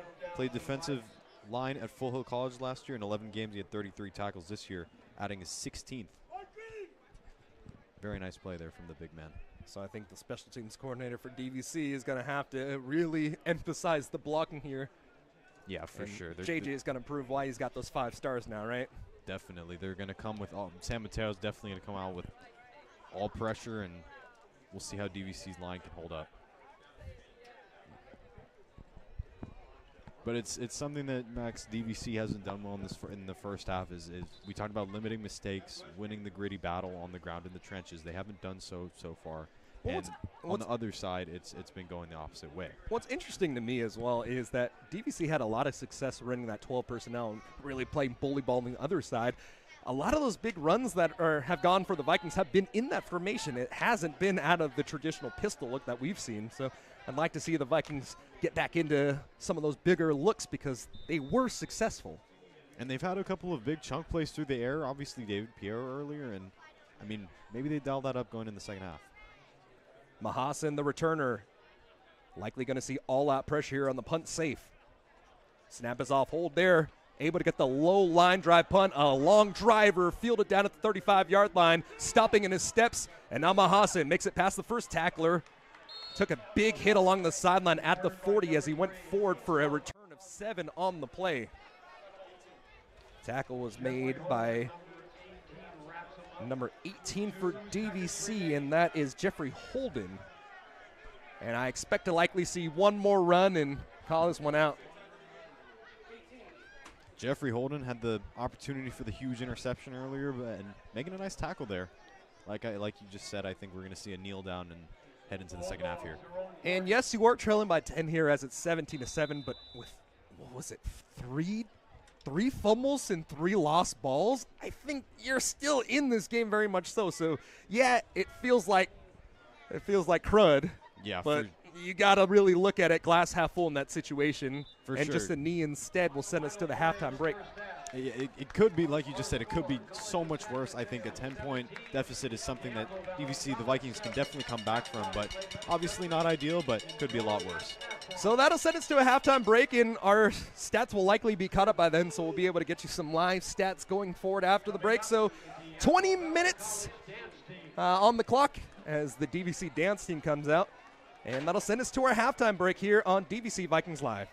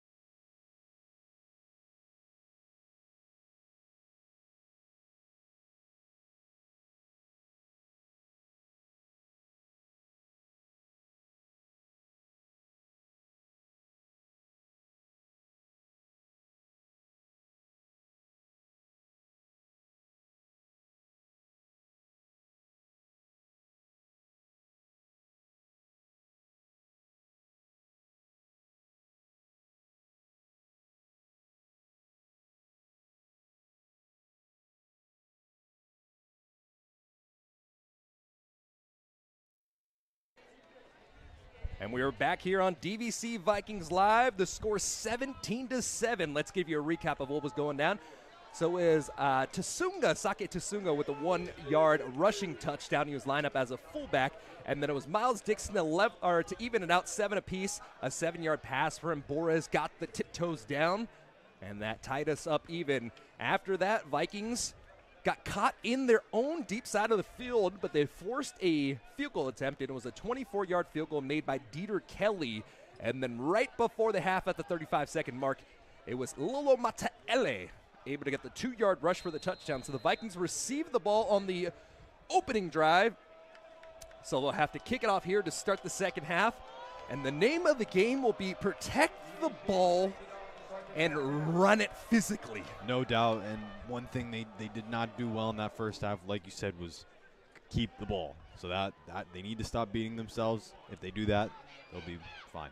Well, Carl's ball was bounced and had an awkward roll that allowed it to stay in bounds, and a nice return there. It was fielded about the 5-yard line, brought down to the 25-yard line. A flag is there, likely going to be a holding on College of San Mateo, but that will start them out here. 7:54 remaining, 17-7 our game here. Vikings defense playing extremely physical ball early, not allowing very many balls over the top as we give you some stat lines here. And Gracia 6 for 10 for 60 yards. DeBoris is 6 for 14 for 69 yards and a touchdown. Rushing leaders, Ferrari Miller with 15 carries, 52 yards, and a 27-yard long on the other side. It's Lolo Mataele, 9 rushes for 46 yards, and Malachi DeMoss with 5 rushes for 45 yards. And that sets us up in the position we are now. A lot of those yards came late in that second quarter. Both teams taking their time here and sets it up here. Play clock hasn't second start.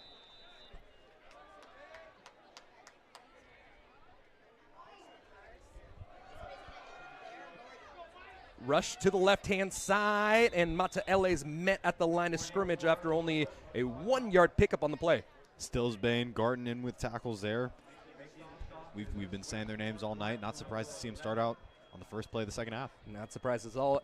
And as we get through some more plays, 9 first downs for San Mateo, 8 for DVC. DVC started out hot in offense, but since then, San Mateo has answered 3 for 7 on third down to the 1 of 6 for DVC, turning it over on their first drive, over on downs, 0 for 1 on fourth down. And the Vikings need to be better on third down. That's a situation that has really hurt them this last 2 games. Setting pressure off the right-hand side, and Gracia rolls out to his left. Eyes are still downfield, and he just has to fire this one away into the near sideline of the Vikings. Working left to right, rolling out right, and it's a third down and long now. That's how you get it done. Put pressure on the quarterback. Number 47, Dougie Silva, the long snapper, in there again, and he's been sending pressure all night, and that's a pretty good start for DVC on the first 2 plays. Let's see if they can finish it out here. Absolutely. And for San Mateo, a ton of penalties have just been pushing them back. 9 penalties for 59 yards. DVC, a fairly clean game, only 2 for 10 yards. Coming out from the near hash mark, 3 receivers to the far-hand side. Mataele is in the backfield alongside Ingracias. 3-step drop, throws across the middle of the field, and it's snared in at the 30-yard line. Brought in by number 6. That was KJ Boone Nelson, who took a massive hit on the other side before the field goal attempt. Good to see him back in the game. KB Boone Nelson, 11 catches for 161 yards, averaging 14.6 per catch coming in tonight, and we saw another big chunk there. And when you can allow Ingracia to pass the ball, I mean, he's going to find success. You have to put pressure on the young quarterback, force him to roll out and fire out a system. An Okie front for the Vikings here, so they'll change it up. Only a 3-man front. They'll send a linebacker off the edge late. And Alapati is mugging the whole part of me. That's Acevedo. The blitz brought up the middle. A shift to the left-hand side, running that zone. And a tackle made at the 34-yard line off the rush of DeMoss. That's Michael Estrada in with the tackle. The 5'11", 265 sophomore out of San Francisco. And yeah, Estrada has been one of those guys that I love the story. Doctor said he wouldn't play football anymore after tearing his meniscus and his ACL. And, man, you know what he said? He said, hey, it's on me. This is my time. I'm going to make it happen. Continues to fight forward, and so happy to see him be able to still ball out there and make plays. No doubt, one of those better stories we love to read about. Two tight ends off the right-hand side, working out of the pistol again. Ingracia, play action fake, looking down the field, throws it short, blown coverage, but a drop ball. No receptions from Malachi Damas, the former two-star running back, or three-star running back, I should say, out of De Anza High. Marley Alapati was shooting down there, so it's one of those cases where you're like, hey, why didn't he catch the ball? He maybe heard the footsteps, and credit to Alapati for that. Yeah, that ball was thrown a little behind him. We've seen that by Ingracia when he's a little pressured, just not being able to get a clean stance and throwing a little off balance. 3rd down and 6, another 3rd down and intermediate. Vikings, 2 high safeties, likely going to be manned under or sending a blitz.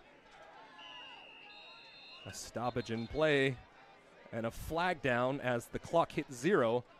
I think head coach Tim Tulloch will want a timeout, but maybe a delay game before. And Tulloch does get the timeout, so a very valuable timeout burnt here at the 2:35 mark, and that'll send us to a timeout here on DVC Vikings Live.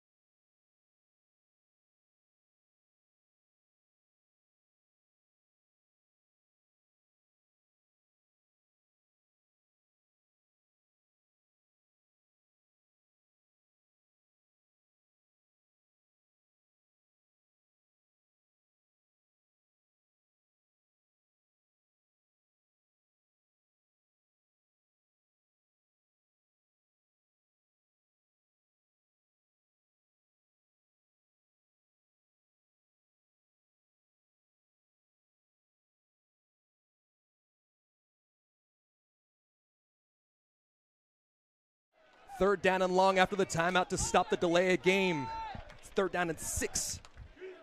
And a check from the true freshman quarterback in Ingracias. He's going to shift Mateo out to the shotgun. I think this is the first time we've seen it tonight. Mahasin splits out left. Looking towards his direction. Mahasin interfered with. No call on the play. You can hear the what from the coach's staff in the right side of us.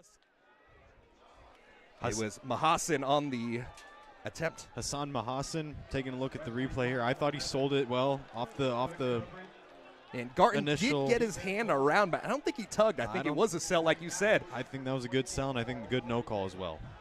So send Dorhe out there to punt it away again. Dorhe's had quite a night under his boot. 3 punts, 184 yards, averaging 61.3. You can see why he's a Division I punter. Able to get it off just barely in time in the high, winding punt. Fielded down by Taylor at the 20. He reverses. He breaks out of 1 tackle, and the cavalry came for him. Tackle made by, it was either Malachi Damas or it was Kyle Hall. 2 different 5s on San Mateo. I'd likely say the defensive back's the guy on punt duty, right? Right. And then something we talked about in the first half and we highlighted coming into the second half is not great starting field position for DVC. We see it once again here, but let's look at the positive. They made a stop coming out of the half. They're going to look to build on that momentum here. So after the nice punt, it's 1st down and 10 from the 14, and that's been the average starting field position for the Vikings tonight. They've been starting inside of their own side of the end zone. And then motion Bittner across the formation. Another handoff over to Ferrari Miller as Miller gets it off the right-hand side, lowers the shoulder, getting, that was only a gain of 2 as the tackle was made by Caden Woods. But, man, just that's some tough sled running for a gain of 2. I'll tell you what, it looked like a lot more from up here. So, hopefully he gets going here as the half goes. And already his 17th carry, 55 yards. They're putting the hands in the keys of Ferrari, and Ferrari Miller has been the bell cow. I'm not great at math, Max, but 17 into 55 is not great. And a throw across the middle of the field brought in. I believe that is number 3, David Piero. Enough for the first down. And that's the way you draw it up. Piero on the in-breaking route. And you got to get your big-time players, big-time balls, as the tackle was made by Sherrod Smith at the end of the play. And what a tight pass into that window for Teddy Boris, man. Boris zipped it in there, and that's something we didn't see too much of in the first half, so hopefully a sign of things to come. Vikings driving right to left here as they line up in 12 personnel, 2 tight ends, 1 running back. Another handoff, shifting to the left-hand side. Ferrari Miller breaks through the defensive line, and he's dragged backwards after a gain of 3 on the play. Tackle made by Mikel Soto. Amani Elfadil with a decent block on the outside there. I thought Ferrari was going to shift it out to the outside, but ended up cutting back inside and ended up being the not the best option there. And Elfadil, one of those guys that is a true athlete. You can line him up at fullback, tight end, wide receiver. And tonight he's earning his keep by blocking. Tight bunch to the far hand side on top of the hash marks. From the near hash mark, Boris working out of the pistol. Chest high, Boris steps back, pressure comes in his face, lowers the shoulder as he's decimated onto the field. A huge blitz and a big blow taken. Malachi Teo, man, trying to lay that KO. They had 5 coming in off the line, and like you said, Teo trying to lay the KO, and he certainly did there. 5 coming off the line, and it was a late pressure from Teo. Blitzed right past Ferrari and got right into Boris's grill. And the Vikings behind the chains. When they are running efficiently, that's where they're having success. But now I think what you got to do is see if you can scheme up something for David Piero, who's lined up as the nearest inside receiver on the trips look. Miller shifts to the left side. Boris, 3-step drop. Pressure comes off the edge. Throws it up. And it is Piero with enough. And that is the craftiness and the shiftiness of Piero that makes him so amazing. Caught the ball 2 yards short of the stick. Able to lower himself, lower that center of gravity, able to pick up the first down, saw the safety coming up in the air, and he was able to find a way to avoid it. Wow, David Piero, you were amazing. Great throw, great catch, and we just need to see more of that throughout the second half. Oh, I hope you're watching, because that was an absurd play, catching it mid-air and then contorting yourself to get the first. Miller with the carry, running off right guard.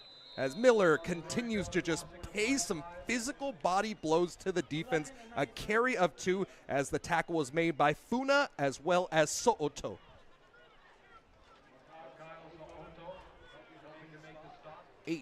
.57 counting down here in the second quarter of play. DVC converting a 3rd down and longs here. And they're facing a 2nd down and 8 from the 45-yard line, trying to get into San Mateo territory. They are lining up in that big personnel again. I wouldn't be surprised if this one went over to Piero, Max. And it'll be a play action fake rolling out. Elfadil catches the ball but has to cough it up after an incomplete pass. A terrific job reading the play on the fake, and it was jarred free. I believe that was the safety Jermaine Hargraves rolling through to make the play. It was number 38 Peter V in with the pressure on Boris and forced it out quickly. Elfadil couldn't bring it in. You run play action, but the defensive ends coached very well. That's something we've gone back to plenty of times tonight, and with no surprise, this defensive unit and especially this defensive line, they've been coached super well. They've been coached super disciplined, and we're seeing it on show. So 3rd down and long again from the 45-yard line. Possibly try to get an intermediate play and make it 4-down territory, but instead a ball bounced off the dirt. And selling a interception is Trayvon Watson, but I believe it will be an incomplete pass. Yeah, that one no doubt hit the ground. Trayvon Watson, the freshman. Take a look at the replay, but that one was on the ground. I mean, Boris got pressured really heavily there, and you would like to see him scramble out left as he was already coming out, but not able to get there. A really nice start on this drive from DVC. It fizzled out. You like those couple plays to Piero, and you'd like to think that you'd see a lot more of him throughout the second half. And so now it'll be JJ booting it away on 4th down and long. Pressure comes, able to get the low. All right, turn into a high winding punt as this one will bounce out the 5-yard line, taking a DVC bounce but not able to field it cleanly. The gunner on the play, hands on his head in disbelief. That was Journey McCoy. Yeah, Journey McCoy was right there to make the play, but just got a little caught up. He had his hands on it, but something you'd probably like to see him do, I don't know if he had time to do this, Max, but is get around the ball and stop it from going in the end zone so you don't end up kicking it back through the out of the end zone. Out through the back of the end zone, excuse me. And so just to give some love to a old friend of mine, edge coach for College of San Mateo, Ben Schreider. Played football at Chattanooga, Richmond, and Cal. One of the guys that, just friend over the years, played football against him as he was playing for the rivals in St. Mary's High School. Now doing his coaching. The ball will be spotted down to the 20-yard line after the touchback. A nice job getting these balls away by Jacob Johnson, but coverage just didn't have his back there. Stretch to the left-hand side to give over to the second back tonight in Makai Damas. And the tackle is made by Santino Acevedo, reading, scraping, making the play from his linebacker spot. If you're this Vikings defense, it's the same story. You made a nice stop on the first drive. You just want to keep it going here. Inside of 8 minutes to play here in the third quarter of play. 17-7 is our score here as San Mateo has had 10 points unanswered in that second quarter of play. Punted it away last time, and a false start's going to put them behind the chains. This is where they have struggled tonight, when you get behind the chains and when you have to try to air it out with Ingracia. So if I remember correctly, I think that's their 10th penalty for 64 yards, which something they have to clean up. Sir, are you a mathematics major? Because that was right on the money. Colin Devan, everybody.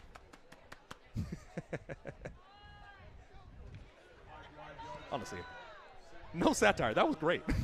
I appreciate it, Max.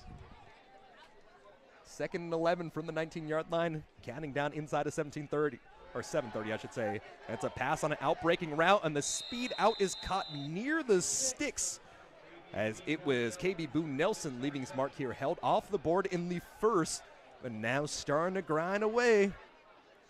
The out route is something in football that's one of the hardest routes to defend. You just never know. There's 3 or 4 things that the receiver can do, and if he chooses, or not chooses, but if the play is designed for an out route, then it's just so hard to defend as a cornerback. But what makes it so difficult is that long throw to the near sideline that you have to toss it. And Ingracia showing to have enough arm to do so right now. A 4-man front from the Vikings here, running cover 1. A rush, tackled at the line of scrimmage. A terrific fill on the play. The mouthpiece of the running back, I think, squeezed out at the end of the play down to the 39-yard line. But the rusher brought down to the 29-yard line. It'll be 4th down and 1, and the punt unit will come out here. A terrific job by Marley Alapati to make the tackle on Makai Damas. It's Marley Alapati. We've mentioned tonight Dougie Silva and Journey McCoy. A lot of plays from them, and once again, this defense is doing their job. Only 17 points given up. It has been a pretty good go for them so far. Dorhe, swirling punt. That'll be bounced down at the 48. And Taylor called the fair catch as the ball bounced down to the 30-yard line. And that is something that has been added into the rule books in the last couple of years of football. Typically, once the ball bounces on the ground, you can't really call that fair catch, but obviously in the name of safety and the dangers that is special teams. That was nice job. That was quick thinking from Amari Taylor, because if he lets that ball go, their DVC starting back closer to where their average starting position is tonight, which is around the 15-yard line. Yeah. But with that catch, it's here out, I think, at the 28-yard line. So, you know, he has the athleticism now, getting the smarts to make those big plays. Good job by Taylor there. Able to save some yardage. Something I wish I wasn't saying, but this is good starting field position compared to how everything else has been going tonight. From the 28-yard line, Vikings get the stop on 4th and 1, having to put it away is San Mateo. Chest side snap, throw over to Piero on the near-hand side. Piero nearly fumbles the ball. I think they will count this one as a fumble, as Kalen Woods will be credited, but fortunately for the Vikings, a fumble that doesn't result in a turnover. With how things have gone tonight, you'll absolutely take that. That's a short completion. You're getting your guy, your top guy right now involved early, and I assume we'll see more of that throughout this drive. Honestly, I think it's time to start extending some of those long swing routes, some of those quick breaking out routes into the arsenal, so you're not just having to rely on Miller. Miller has done a heck of a job running the ball tonight, as he will get another give up the middle, breaks one tackle in the backfield, and can't break through the arm tackle of one of the defensive linemen inside. Only a gain of 1 on the play, and it's 3rd down and 5 after the tackle was made by Jermaine Hargreaves. But like I said, just extending some of those swing passes and really elongating the running game is something that might help the Vikings going forward. Absolutely. We've seen a lot of that on that last play. A lot of Ferrari Miller up the middle and stops by this very good defensive line unit. So, like you said, David Piero, some out routes, some long breaking routes. Let's get him involved in the passing game. Miller will stay in, and the Vikings, from between the hash marks, work with the trips looked in the near-hand side. Head high snap, pressure comes. Boris stepping through, throws it off the fingertips of Calcano. That is a absolute backbreaker. The Vikings would have had enough yardage for the first down, but now the punt unit will have to come out. And that's just something that the Vikings have had so many issues with. The first drive in the Shasta game, what happened is that DVC had 3 drops that would have been first downs back to back to back, and that ended up putting them behind the ball and setting the tone for that second half. And unfortunately, in that situation, you got to catch the ball before you run it. It's fundamental football first. It seems like it crept in there, and, I mean, there's not much Boris could have done better. Maybe the ball's a little bit behind, but the ball's right off of Calcano's hand. And a high snap able to be handled well by JJ. Flag comes in as maybe a roughing on the kicker there. That will be a 5-yard variety, which would give the Vikings a first down if that flag is what I thought it was. 2 different people got into the leg, and I think it hit the swing leg of JJ. So the Vikings scored their touchdown off of a penalty from DVC, and the offense is taking the field. This will be running into the kicker.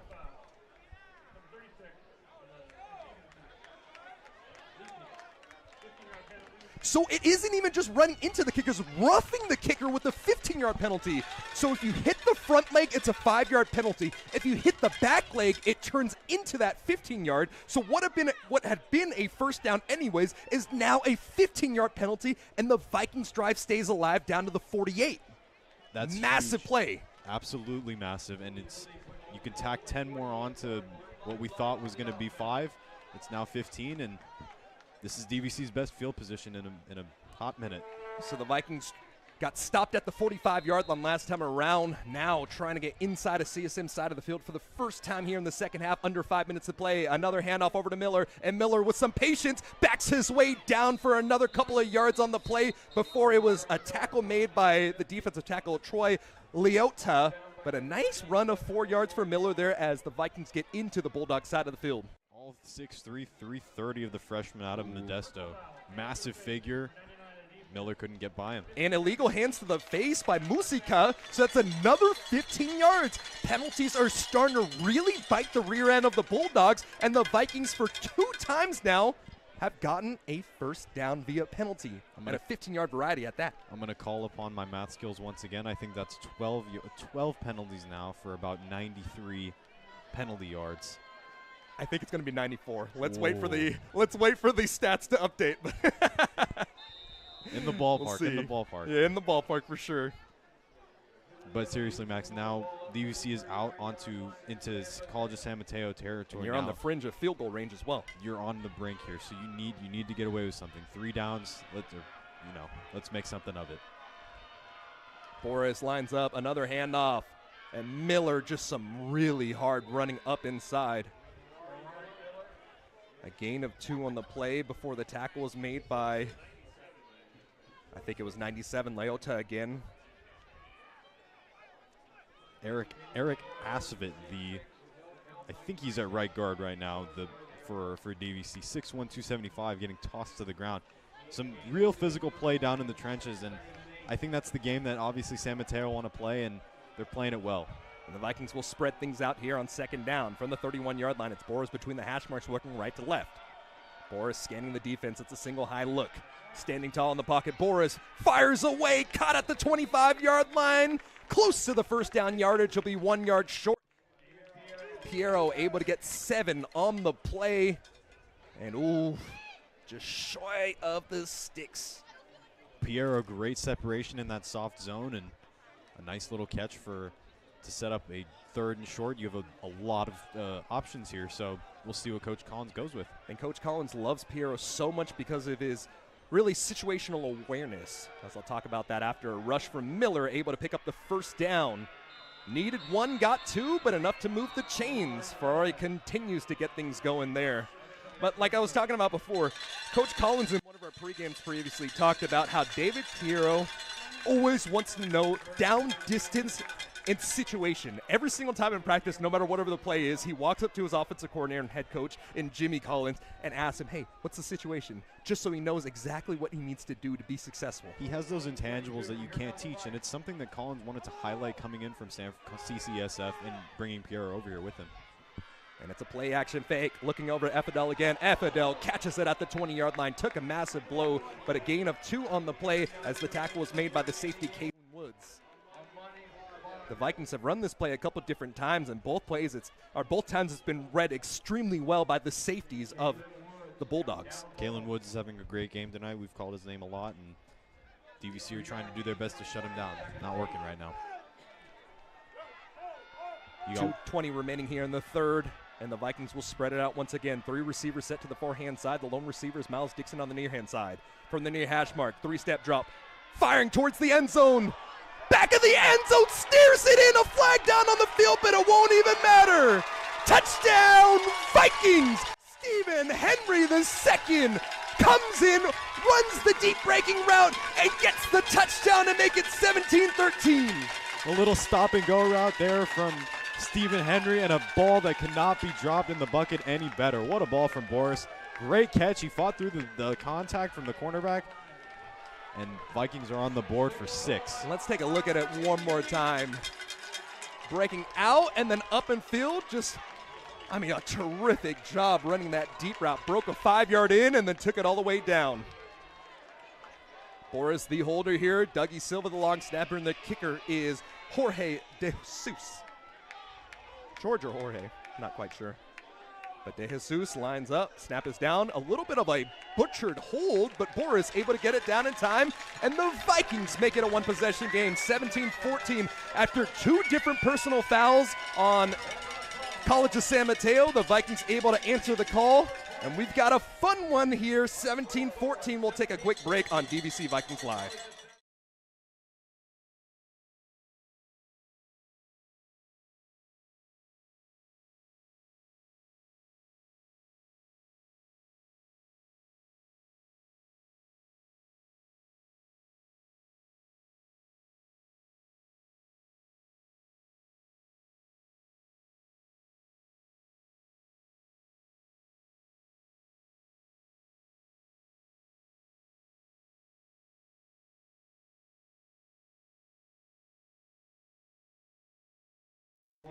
'20-yard pass and touchdown from Boris, finding Stephen Henry II in the backfield, or in the end zone, I should say. And the Vikings, in the latter part of this third quarter, are able to answer, and they've held College of San Mateo off the board here in the third. 10 straight points scored by San Mateo up to that point, and the Vikings are making it tight against the number 4 team in the 3C2A. Ready to kick it away. It's Volcaro. High, winding, kick fielded down at the 10-yard line. Veering inside, breaks the tackler of Dougie Silva, I believe. Breaking out of 1 tackle, and it's Mahassan doing his best to bring it down to the 17-yard line before number 32 makes the tackle for the Vikings. And I believe that is Keemon Brown. Yeah, Keemon Brown. So if you're the Vikings defense, obviously, same story, same thing. Let's go, boys. The Vikings coming out. They've done a tremendous job here in the second. They've given up a few plays, but it's been, but not break.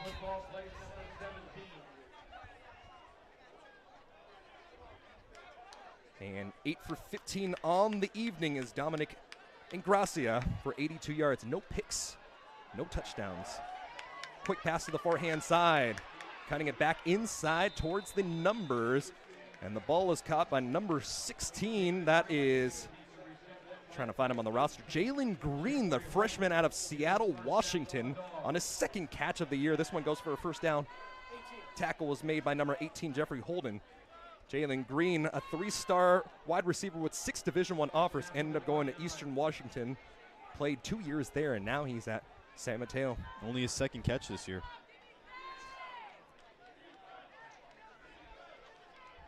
Heavy set off the right-hand side. Vikings playing the 4-3. Handoff, left side. Swarming to the ball. I believe that was Mateo on the rushing attempt. It's been all DeMoss up to this point. And there was a tackle made by Amari Cormier. Amari Cormier, 6'4", 300 pounds, sophomore out of Clayton. He against Fresno City, he had 4 tackles and a sack. Yeah, he was having quite a game. Defensive Player of the Week in Week 4. And now it's 2nd down and 9. Motions the receiver across the formation, and another handoff left-hand side. Springs free in the zone. Lowers the shoulder at the end of the play as big met big, and now it's Mateo shaken up at the end of the play. Tackle was made by Charles Cox coming over the tops. And Cox, man, every single time he makes a tackle, it's a big one because it saves a potential touchdown. Enough yardage for the first down, and after being shaken up, Mateo will check back out. And DeMoss will come back in as this brings us to the end of the quarter. 17-14 our score here. It was a 10-point lead for the Bulldogs of the College of San Mateo going into this one, and the Vikings answer first in the second half, scoring 7 on a 20-yard pass from Boris over to Stephen Henry on a 9-play, 72-yard drive. And that'll send us to our fourth quarter. Throw your 4s up. We got 15 minutes left here in the opener of Base 6 play on DVC Vikings Live.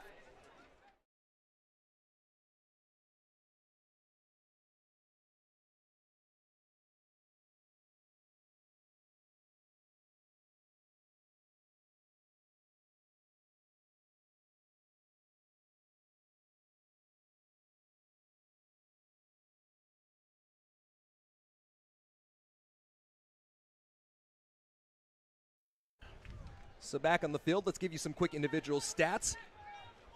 For the Bulldogs, 9 for 16, 94 yards as Ingracias. Leading rusher, Mateo, with 13 rushes for 63 yards. DeMoss, who's into the game right now, 7 rushes for 53 yards. And on the other side, Santino Acevedo with 4 solo tackles. Charles Clucks and Wesley Garton, also leading tacklers. Garton, the leading tackler, with 7. Handoff, right side, nowhere to go. DeMoss met at the line of scrimmage, got a gain of 2 on the play on another really tough run, and the tackle made by 43 at the end of the play. That was Caden McIver. Caden McIver and Langston Cook combining there, making a nice tackle for short to no gain. So you're saying your 2 defensive ends met in the backfield to make that tackle, and that's a good sign. That's a great sign. 14:30 counting down, working right to left. White tops, white bottoms with the silver numerals that are a little difficult to read, to be honest. And a play action fake. Pressure came off the edge, got it away, returning, and got yanked down by the wrist. Forward progress will bring him down to the 38-yard line. And number 10, Nico Caruso, gets his first catch of the year. And Saphir Stills Bay alongside Wesley Garton combined to make the tackle. And, man, just a really good play from the quarterback in Ingracia. He had pressure screaming down his throat, had to do one of those awkward arm angle passes to try to get the ball up, and does successfully do so. Langston Cook was blitzing in on him, and he made a very nice play out of nothing. Yeah, you can see why Langston Cook got the start today. He has been very good on the edge. Tight bunch to the far-hand side. We haven't seen too many tosses today, but this is a formation you can very surely see a toss out of. And now a second timeout forced to be burned out of San Mateo. San Mateo has 1 timeout left with 13:57 left in the fourth quarter, and that'll be a break for us as well. 17-14 our score as the Bulldogs have the lead on their own side of the field, 48 facing a 3rd down and 5 on the other side here on DVC Vikings Live.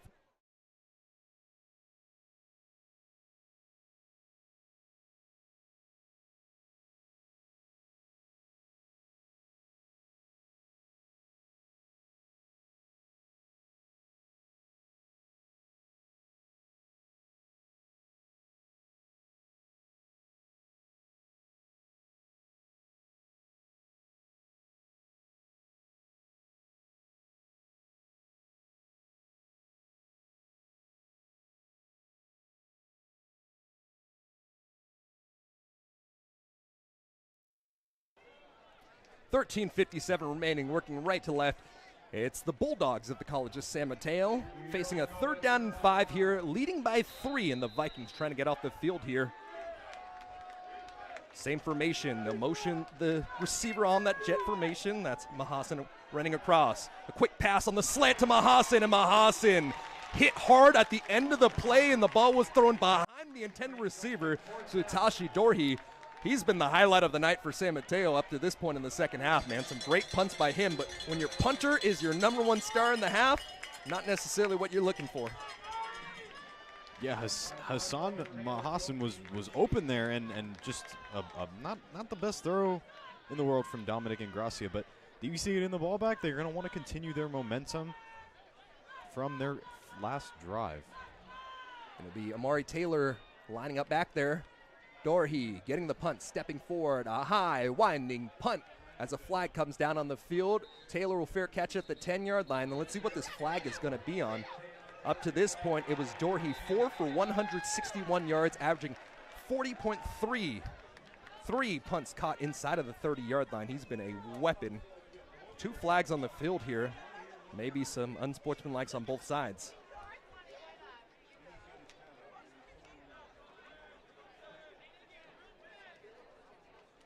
So one of the officials has their hat off. That means somebody ran out of bounds.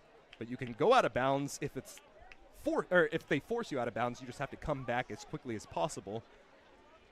Right, so I think that's for sure going to be one of them. I thought I saw a hold in there, but I'm not entirely sure about that one. So a hold will likely bring the ball half the distance to the goal in that situation. But with 13:48 remaining, let's see. I think it's going to be offsetting penalties. There looked like one on each side, but we'll see. But once again, the Vikings pushed far inside of their own shadow, their end zone, as Tashi Dorhe has been so good tonight. Yeah, and that's one thing, like you just said, you definitely don't want is to start on that average field position of the 14-yard line. So hopefully, I mean, I think Taylor received it and had it around the 10-yard line. So you're just hoping for 2 penalties on the kicking team here. And they keep talking about it, so I think it will likely be offsetting. Typically, when you have to clean up some of that paperwork. And if I'm not mistaken, I might see somebody writing down a number, so that'll likely be a personal foul called as well.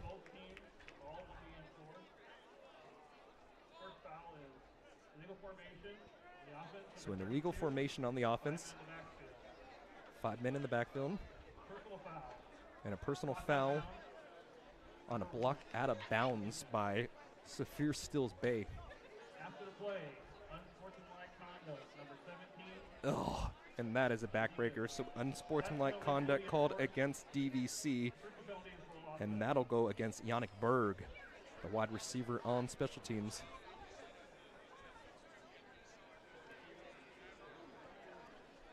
So let's see what they end up doing here. So it's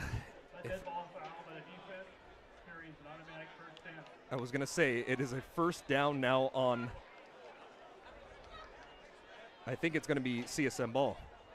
I believe San Mateo will get it because the officials have called a dead ball penalty. So the original penalty would have moved the ball back another 5 yards, and the Vikings would have likely pushed forced a punt. But because it was a dead ball foul, it'll be attached to the previous play. Still a lot of confusion down on the field, but like you said, yeah, I believe because it was after the play had already concluded, I believe it should be. No, so I think I got it. Because the offsetting penalties at first would have kept the ball to another punt. What happens is that 15-yard penalty should give the first down. Oh, no, unsportsmanlike on San Mateo. So the 2 fouls will offset, and it'll push the punter back even further. So it was 17 on the College of San Mateo, and I believe that is Jeremiah Hill, the freshman wide receiver. So a positive play for the Vikings now. It'll push Dorhe all the way back, and he's been a heck of a spot punter in this situation, but now he's going to have to put as much leg under it, and when you do so, the Vikings send out Calcano alongside Amari Taylor, and now the Vikings have an opportunity to possibly set up a big return. Absolutely, and with how good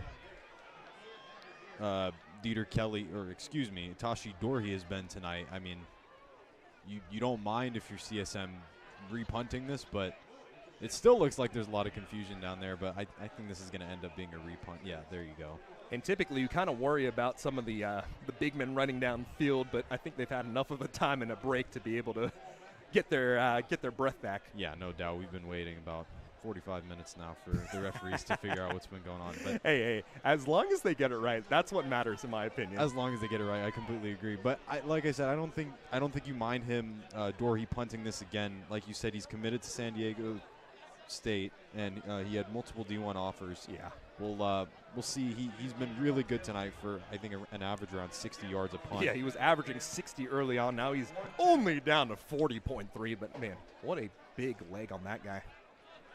Oh, another flag. I want a flag before the play happens. The San Mateo coaches to our right side. They are in their own little booth, but you can hear the outroar.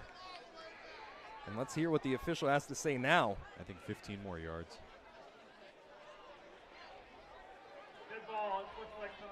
There you go. So another unsportsmanlike conduct will push the ball back another 15 yards. And now do you send a punt block?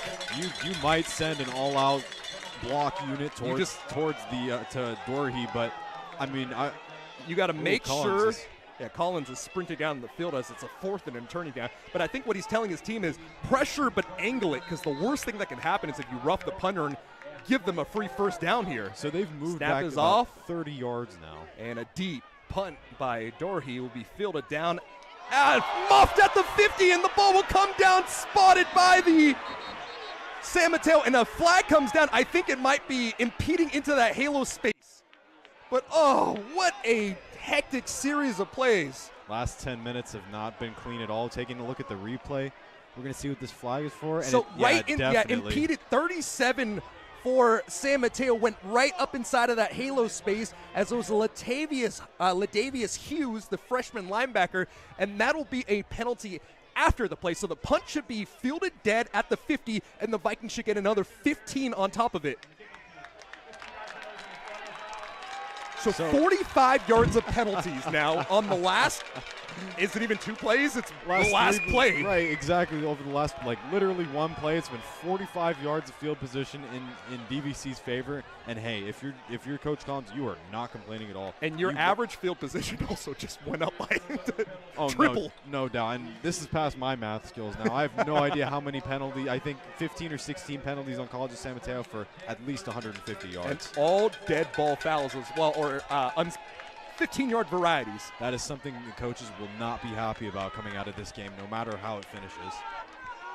So now the Vikings will line up on the 35-yard line between the hash marks. 13:38 remaining. The Vikings right on the edge of field goal range, and it's 17-14. Protect the ball. Boris over to Miller, and Miller trying to work off right guard. Forward momentum will bring him down for a loss of half a yard on the play, and the defense is really trying to spring this team alive. It was Malachi Teo making the tackle for the Bulldogs. Not DVC's finest run blocking there, of course. And yeah, and Bittner you could see him on the pull. He wasn't able to get anybody, got caught. And now another flag. This will be directed, I don't even know, it was the lines judge that threw the flag here. Boris was the only guy, it's a sideline warning. So Boris was lined up trying to get the call, and the sideline needs to get their tails back. I understand the wanting to get included in this game, but you cannot result. A second one will result in a penalty on the Vikings here. So it's 2nd down and 11 after a loss of 1. Clock continue to run down here. 13 minutes. There's 1 timeout left for San Mateo here. Piero's got one-on-one slot right. Let's see if DVC can take advantage of that. Man coverage, and they'll run cover 1. And Boris taken down. It was John Gayer alongside, I believe it was Musica as well, coming in the pressure. And now the Vikings, who have had so much success after personal fouls of San Mateo, are taken way out of field goal range. The ball spotted down at the 44. Pocket collapsed super fast. Boris, I mean, I don't know if there's much he could have really done there. The offensive line has not had their best plays over the past 2 here. And so the Vikings lining up in the spread. CSM has a whole ton of fans that travel with them. They're getting loud from the far sideline. Boris shouting out, trying to get the snap from Florowski. Able to do so. Goal ball down the near hand side. And Calcano interfered with, but a good no call on the play. And so after all the positive momentum going the way of DVC on the penalties, they'll be forced to punt it away.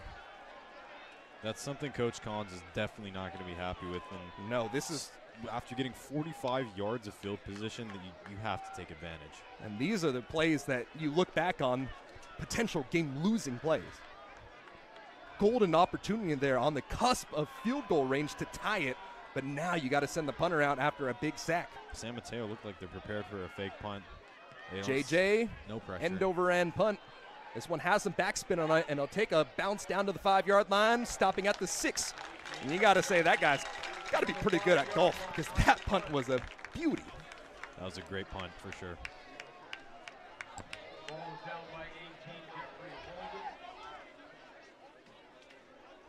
.37-yard punt brought in on the 5-yard line.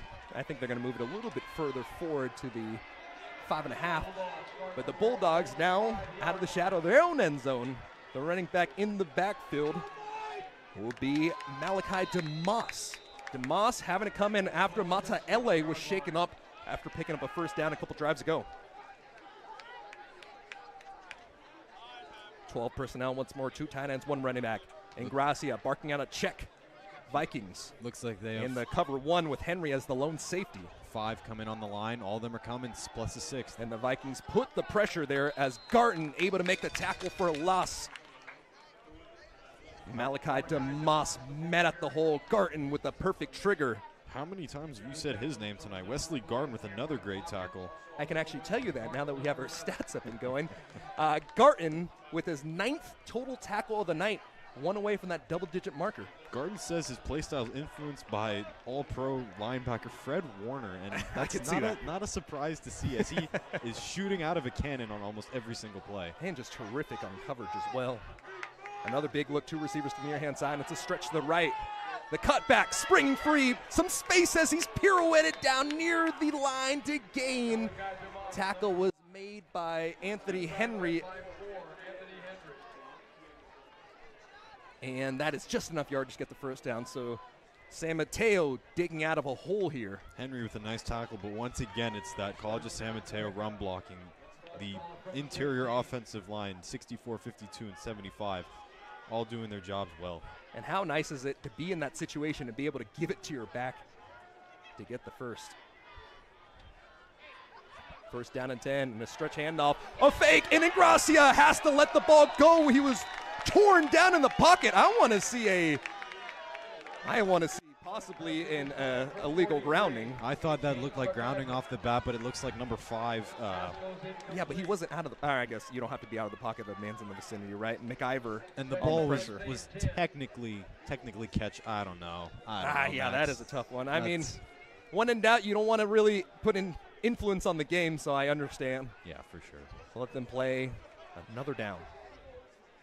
2 tight ends, 1 receiver, Dougie Silva moving out the left-hand side. It's a stretch to the right-hand side, having a lane, breaking free before being upended by Henry. And another big carry by Malachi DeMoss for a gain of 6. Henry's flicking down on that right stick a lot. He's making a lot of cut stick tackles, and he's really good at it too, so I don't blame him. Man, I thought it was 6. It's actually going to be a gain of 8, so it's 3rd down and 2. And this is where San Mateo has found a lot of success. It's setting it up in the 3rd down and short and just trusting your big boys up front. The Vikings were able to get a really big stop to make that previous crazy punt situation. Now a free play. Ingracia firing down the far sideline into double coverage, overthrows everything but a free first down on the jump off sides by the Vikings will result in a first down for San Mateo, and the clock is ticking down inside of 10 minutes to play. The Vikings have 3 timeouts, trailing by 3, but the offsides will result in the first down. That's something I would, like you said earlier, I would classify that as a bit of a backbreaker because you've played so well. You're keeping them down in their own territory, and just jumping offside at the last second of a 3rd down is just, that's devastating. I don't like that at all. You got to hold your water. That's one of the first things they teach you. If you're a defensive lineman, you got to watch the ball. You can't take the count. Living in this 12 personnel. In the pistol. Cover 3 for the Vikings here, and a quick pass underneath, addressed well. Garton making the tackle after a missed tackle by number 18. That was Jeffrey Holden on the coverage, and it was brought in by Kenyon Shabazz. And honestly, that was just a good play call for the situation. DVC was in a cover 3, you throw it underneath the outbreaking route and just force a tackle to be made. Yeah, definitely, Max. And I mean, Jeffrey Holden's he's been picked on a little bit tonight ever since he missed that interception earlier. But I mean, there's, like you said, not much you can do there. But now it's second down and short, so you can take a shot. And I think with the ability to convert third downs and shorts right now, they might do so. Play action fake, pressure comes, and Gracia taken down at the 20-yard line. That is the one thing you cannot do. The linebackers coming on the blitz. It's actually Charles Cox, the safety, alongside Wesley Garton, getting back there. And now a second down and a guarantee nearly turns into a third down and 15. Marley Alapati and Wesley Garton, 2 names we have mentioned all throughout tonight, doing the business as per usual. Yeah, you're right. It was 22, not 20. So it's Alapati and Garton, both the linebackers swarming on the play. Setting up a really difficult third down for College of San Mateo. I assume they're going to go prevent defense. Yeah, you're send everyone back down that at that. They're running line. cover 2 right now. They're in a cover 2, 3-step drop, firing away across the middle of the field, and it's caught near the sticks. A catch made by Boone Nelson as the Vikings were playing the soft coverage, giving up 10 yards as the tackle was made by Saphir Stills Bay. And now the punt unit will come out. That is honestly a smart play. Obviously, you feel so good in this situation on 4th down and 3 to be able to pick it up, but the smart play is to punt it away. You have the lead with 8 minutes to go. Play some smart football, and that's what San Mateo will do as they send the punt unit out. They do have a fake on the year, though, so you got to watch out for that one. I was about to say, Max, just keep it in mind. We'll see, though. And Dorhe will kick things away. High booted punt as Taylor has to come down, nearly muffs the ball, and the ball be fielded down at the 3-yard line, and the Vikings will get the ball there. A ball propelled by the punt on a muff cannot be fielded for the ball in that situation. There's another flag on the field. And a flag at the end of it. So the Vikings will have – no! That is not the right call. If the call goes to San Mateo, I think that is the wrong call. I believe a muff ball in that situation resulting bouncing back should be a ball fielded down, and the Vikings should get the ball by rule. Because the punt propelled the ball forward. We saw this a couple weeks back, actually. They gave it to San Mateo. I gotta look at the rule book again, but I believe in that situation, the ball should go back to DVC by rule. And that is just the terrific hang time of Tashi Dorhe setting up the situation here. And now special teams turns into a golden opportunity, 17-14. The defense for DVC is on the field alongside the offense of San Mateo. And I think Collins wants a bigger explanation as the officials are really becoming a story in this one. With a 3-point lead, the Vikings will have to send out their defense after a muffed punt. Results in a ball down to the 5. Yeah, I got to look at the rule book. I was looking this up literally the other night, where because the ball is propelled forward by the punt, it shouldn't be fielded down there. But I mean, Max, that's just, you got to live. Game-changing punter, D1 punter. So, I mean, on balls like that, if you're Amari Taylor and you don't feel confident, just let it go. And it'll be a handoff right side, breaking free, and a touchdown by Malachi Demas to make it a 10-point game here with 7:35 remaining. Quick turnover, change of pace, and you run the sprint, or you run the wide zone there to get the first down. It was great run blocking again, but you also have to give credit to Malachi Demas for that cutback and broken tackle. And this one getting a little bit away from the Vikings now. I mean, it's a 9-point game right now, 7:35 remaining. You still got 3 timeouts, but this definitely changes the way you play offense here. Just a tough situation to be in. Snap is off, holds down. The kick is up. Able to make it a 10-point game again, 24-14, as the number 4 team in the 3C2A has the advantage here, building the lead back to what it was at the half. And that'll be a timeout for us as well. Timeout taken here on DVC Vikings Live.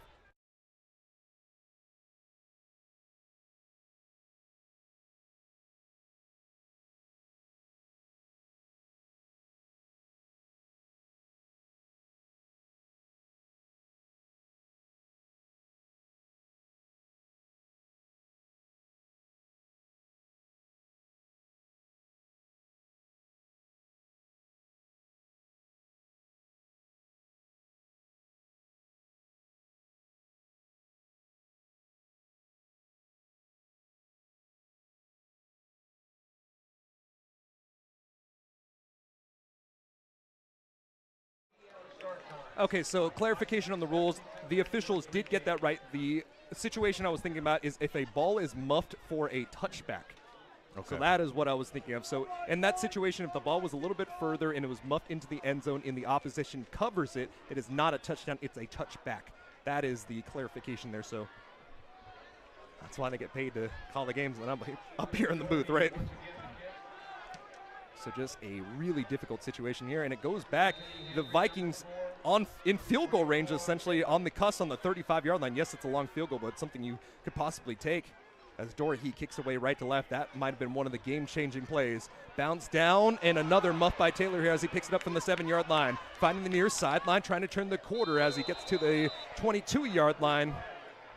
Tackle made by number 35, and that was made by John Stowers, the freshman running back. But man, just a back-breaking play. That's just something I'm still stuck on it, because that's a true game changer, Max. If you don't feel comfortable catching the ball, especially in that situation, just let it go. I know the starting field position is probably going to be not great, but it's still better. It's better than what just happened. Absolutely. So I mean, something that he's probably already gotten an earful. He's going to hear about it for a couple days, but it's something that he'll have to learn from. So the Vikings offense has to drastically change. They can't play that heavy look again. They're going to have to spread it out and air it out with Teddy Boris. Boris lining up out of the shotgun. He'll motion Ferrari Miller off his right side. 3-step drop. And Boris is just going to have to eat this one. Swarmed down at the 15-yard line, down to the 14. Boris clutched. He didn't want to throw it to his back and instead had to eat it. Play made by John Gayer. A terrific night for him. Eric Asvit, I think left guard tonight for DVC, got up a little gingerly there. He's back in. Right guard, excuse me. Back in on this play. I mean, I would expect to see a lot of David Piero now. I feel like Collins has no choice, so we'll see. And a screen pass across the middle of the field. Shake and bake gets back a little past the original line of scrimmage as the play was made by Stephen Henry II. Got the touchdown last time around. And the tackle made by Kyle Hall, the defensive back.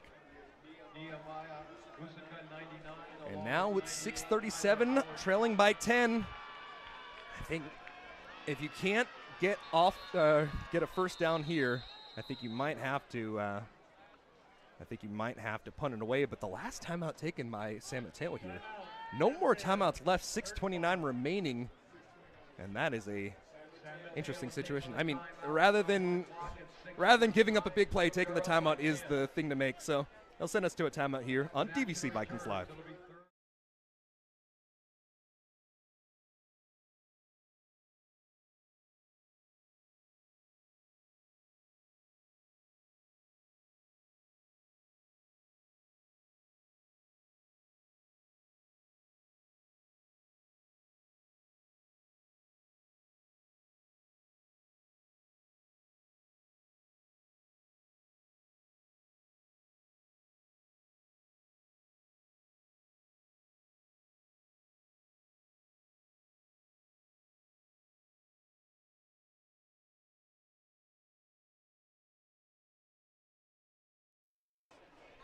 So a rundown of what's been happening here in the third.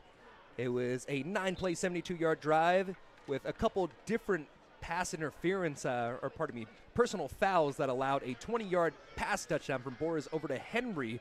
And then after that, it was the muff ball from Taylor off the terrific punt from Dorhe, setting up a 5-yard run by Malachi Demas, setting the Vikings up in this 10-point hold here as they come back. 6:29 remaining, facing a 3rd down and long, 3rd down and 8 from the 22-yard line. Chest high, snap again. Pump fakes, fires across the middle, and in a tough window, a tremendous grab. Stephen Henry II has been making big play after big play. I mean, talk about threading the needle. We've seen Stephen Henry II a lot tonight, but that ball from Teddy Boris was in the perfect spot at the perfect time. You cannot do it any better, folks. 100% here. So 6:12 remaining in this fourth quarter of play. Vikings have 3 timeouts left in their pocket, working out of the pistol spread. Boris, 3-step drop. Boris firing over the top, and it's intercepted at the 40. Taken down on the near hash, far hash mark out to the 50.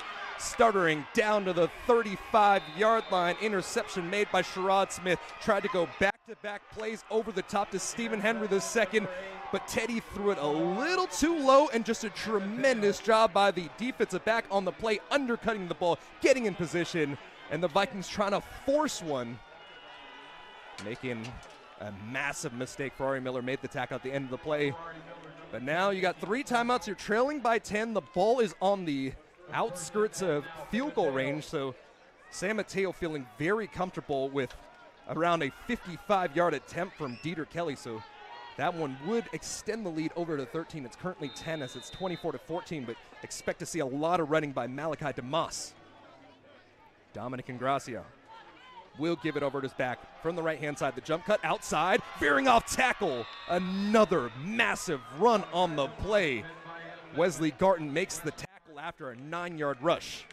You can definitely feel the momentum on the opposition sideline now. I mean, we just gave Boris his flowers on the play before for a great throw to Henry.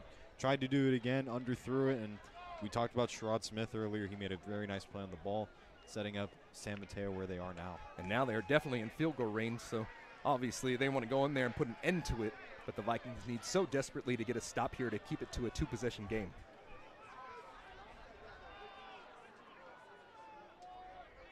Two tight ends off the right side.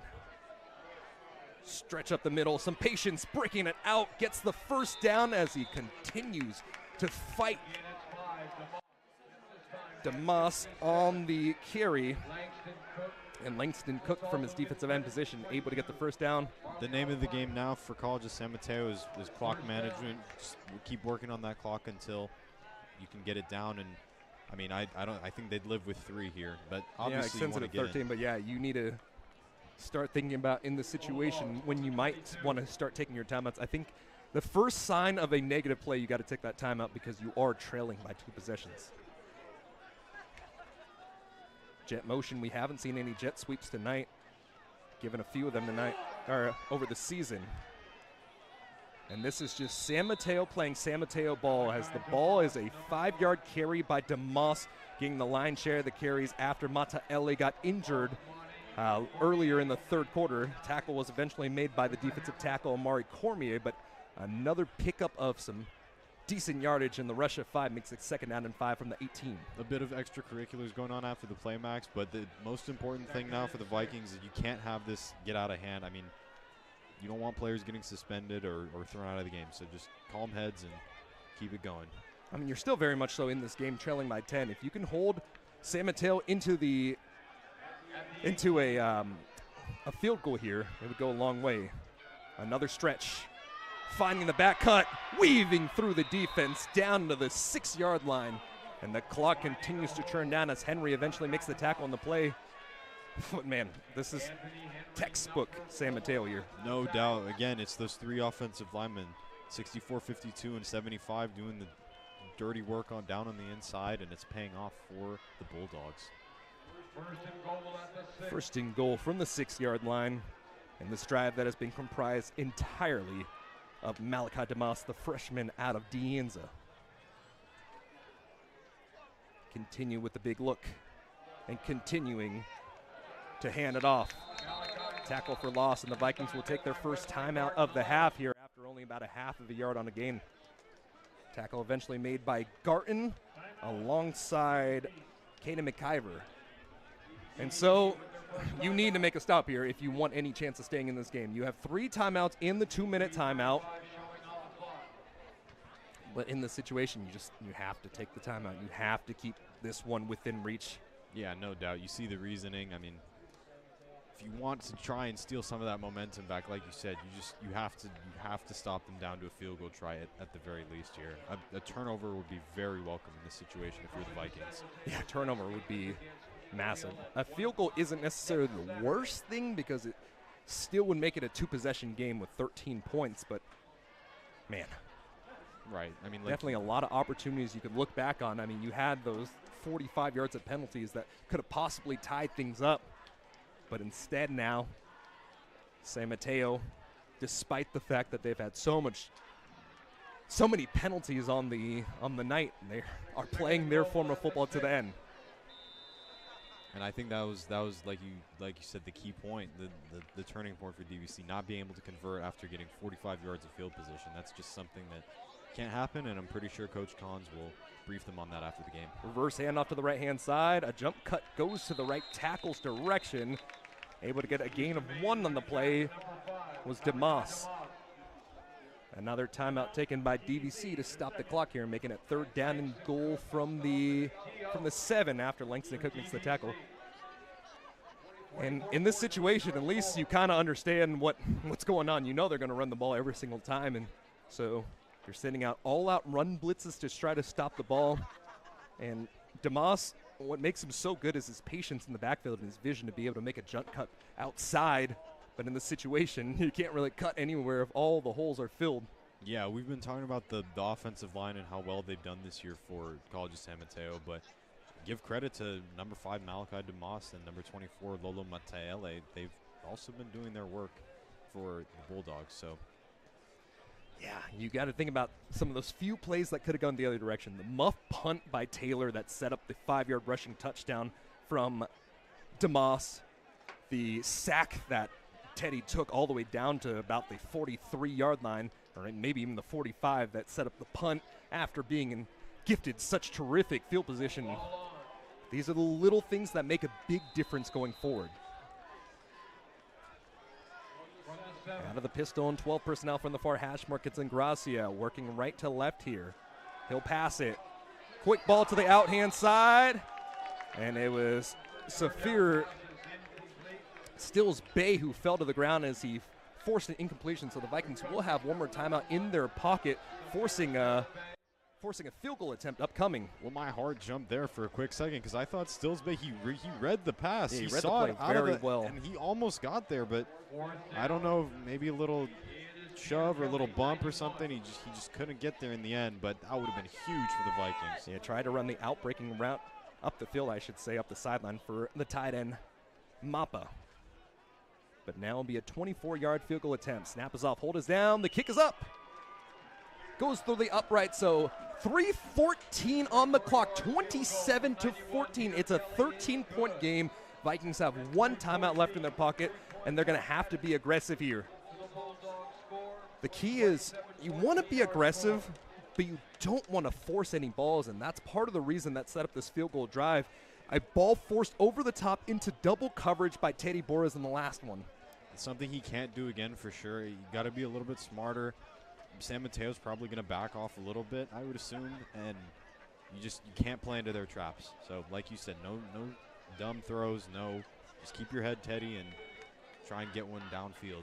And really, more than anything, we talked about this in the pregame. How does San Mateo win games? It's on defense, and it is on special teams, and we've seen the special teams really play a big role tonight. Yeah, and only 14 points given up tonight by their defense.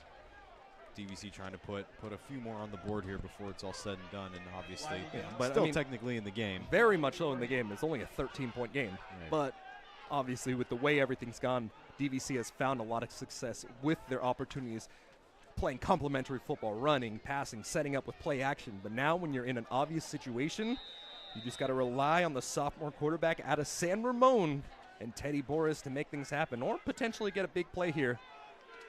So Taylor has been taken out, I believe, and the kick will be bounced into the back of the end zone.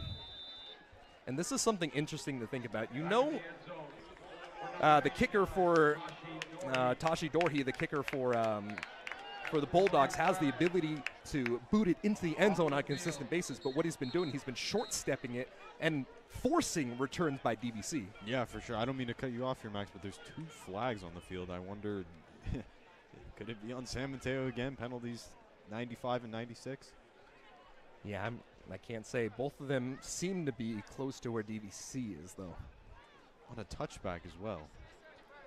So, I mean, maybe likely unsportsmanlike, or maybe no, an illegal formation would be towards where the kicker starts off at the 35. Right.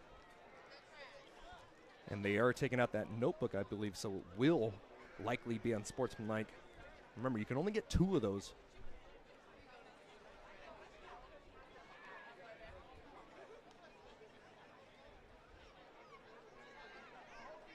I don't think, I believe that.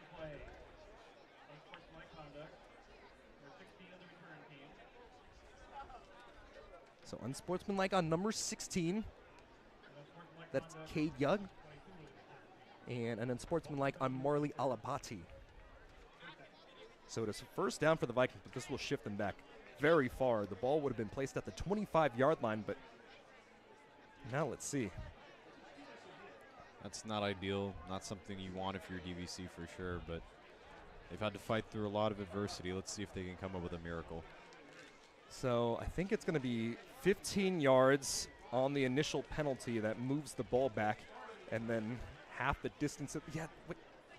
You can hear the stat crew over here talking about you can't start at the 26. Yeah, that's just a tough break. So the ball will be 15 yards and then half the distance to the goal after that. So the Vikings continue into a bad position. Starting position will start down at the 12. I think DVC might have been gifted an extra yard too. Play of the night. We'll take it. So now trailing by 13, 3:14 remaining. In an ideal situation, you can try to push the ball down the field and use the 2-minute timeout to your advantage. And it'll be a sweep over the right-hand side. It's Ferrari Miller taking it past the 10-yard line out to the 14 on a 6-yard rush. 21 makes the tackle on the play, and that is... I'm trying to find the 21 on my roster here. Ladarius Hughes making the play. A little bit of a prevent look, and the ball goes over to Miles Dixon, as Dixon able to get the first down yardage. So the clock will stop momentarily as the Vikings try to push it down the field. They're taking a lot of underneath passes, but this is what the defense is giving them. I think that's around, going back a couple plays, that's around 25 penalties in that total. So not a clean game by any means. Chest eye snap. Boris pressured, rolls out to his right-hand side. Eyes are still downfield. Boris just having to heave things away and save as much time as possible as the clock stops at the 26-yard line. That's something you would have liked to see earlier if you were Coach Collins and DVC is Boris rolling out. I mean, I am being a little unfair to him. He's been put under a lot of pressure, and sometimes he can't get out of it, but it's something that he's done well here on this last play. So it's second down and 10 now.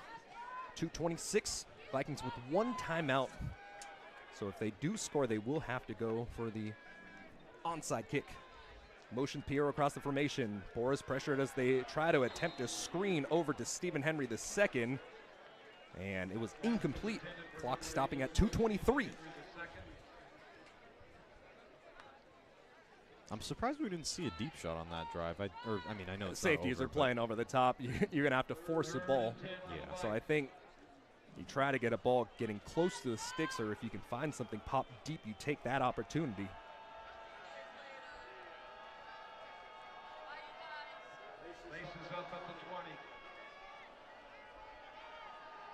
Two receivers split on each side. Boris out of the shotgun here from the near hash mark. 3-step drop. Blitz is picked up. Has to throw one away towards the sideline. Intercepted nearly out of bounds before the play. Kamani Stafford came to the near hand side as Boris just heaved one up. And now it's 4th down and 10. The ball game here. That's the shot I was looking for. And I mean, to be fair to Teddy, he threw it where only his receiver would catch it, or that would happen, which... Yeah, but I mean, you put it on the sideline and you don't really have footwork for the defensive back. I mean, tremendous read by the defensive back. And so on 4th down and 10, Vikings lining up 2:17. Chest eye snap, stepping up. Boris fires across the middle, and it's caught short of the sticks, finding the sideline, able to get enough for the first down. Miles Dixon ran the short crossing route, able to use his legs to get far outside, and with 5 seconds left, the clock continues to count down, and it'll take us to the 2-minute timeout. That was some really nice route running by Miles Dixon. He caught the pass, and then he maneuvered his way outside to get past the sticks. I mean, yeah, you throw the underneath pass and you trust in your athletes to make the play, and that's exactly what happened. Sending us to the 2-minute timeout. We'll take the break here on DVC Vikings Live.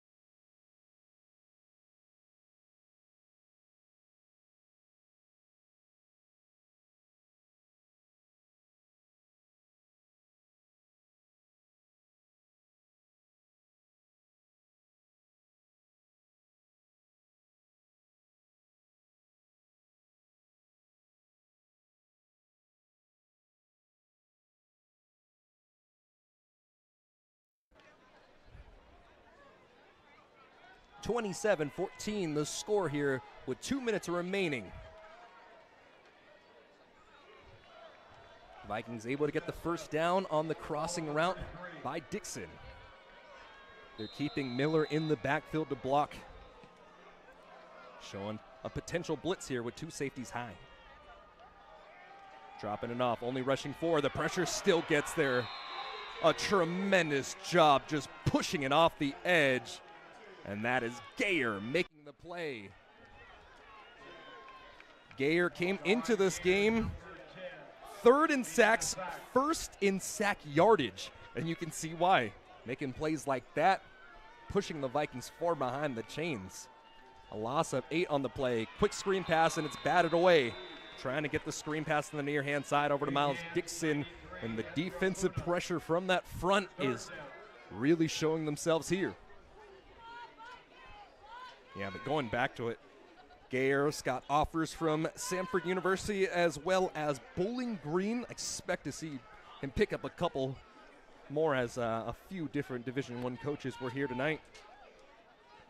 Sophomore edge rusher out of Sherman Oaks.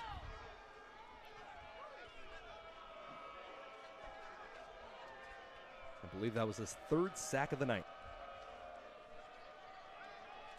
Boris, head high snap. Throwing the ball towards the near sideline and out of bounds. Trying to find Calcano, but that ball was pretty much thrown away because there wasn't any opportunity to even get to that ball. So it comes down to 4th down again. Expect to see San Mateo setting up that picket fence.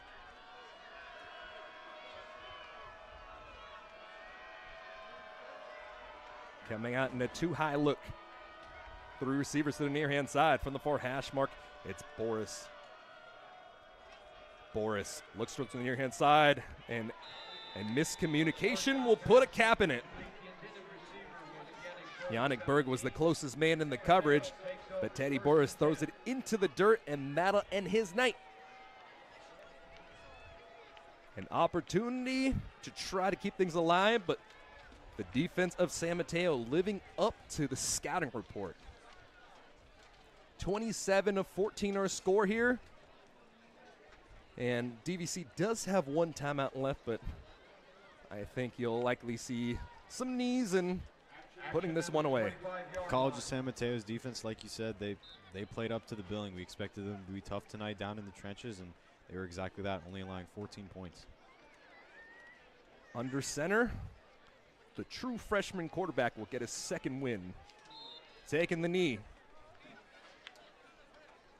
So, I mean, a nice finish to the night. Ingracia, 12 for 22, 120 yards, not too much passing, but it is the rushing of San Mateo that has lived up to the bill. 18 rushes, 107 yards, and a touchdown by Malachi DeMoss. Lolo Mataele left in the third after 13 rushes for 63 yards. And the clock continues to run down here. Giving you some stats on the other side as well. Boros will finish the night 16 for 35, 175 yards, 2 touchdowns and an interception. Ferrari Miller, man, 24 total carries, 75 yards. He's literally gotten every single carry. It's pretty insane. David Piero staying on pace with his average of 7 catches per game. Finishes the night with 7 catches, 97 yards, and a 34-yard long. Touchdown passes to Stephen Henry II, 3 catches for 44 yards and that touchdown. Miles Dixon able to get one as well, 3 catches for 26 yards and a touchdown. And the biggest story of the day, fumble by David Piero, fumble by Ferrari Miller, fumble by Omari Taylor, all going out and all being taken away. Vikings struggling with the fumble bug for the second game in a row. Let's look at the defensive side of the ball. Gayer ends up the night with 3 sacks for 22 yards. Malachi Teo has 1 and Musika has 1. On the Vikings side, Mali Alapati has 1 sack along with Acevedo's 1 sack, both of them blitzing and getting home. Let's get you some total tackles. Wesley Garden finished the night the leading tackler for the Vikings, 12 total tackles. And on the other side, it's Kalen Woods, the safety, with 6 total tackles as well. But the story of the night, it's the punter, Chashi Dorhe, man. 6 punts, 41-yard average, 4 of them inside of the 21, 50-yard plus punt. And that tremendous punt that was muffed, setting up the 5-yard rushing touchdown to DeMoss. And, I mean, it's just one of those games where you got to take a look back and continue to work. Obviously, in this situation, DVC is going to have to rely on the rest of the basics to have any opportunity to try to win out league and get into the playoffs. But the team drops to 3-3, and they'll play again here next Saturday. So it's a Saturday game for DVC, as it's the 75th anniversary against San Joaquin Delta. So the Vikings are definitely going to try to take out all their pent-up anger and frustration after the last 2 games against San Joaquin Delta. And on the other side, San Mateo will host Foothill on the 26th before taking on City College of San Francisco at San Francisco on 11-2. So with that, that'll put a cap in this one. 27-14 the score, as the Bulldogs reign supreme as the number 4 team, likely moving up that rankings again. A rare early season loss for the Bulldogs, and the Vikings at 500. They're going to need to really put a beating on the rest of the basics here to have any potential of possibly getting in that playoff or hosting a bowl game. So for Colin Dovan and the rest of our broadcast team, my name's Max Agrest, bringing the coverage here. As for every single home game for the DVC Vikings,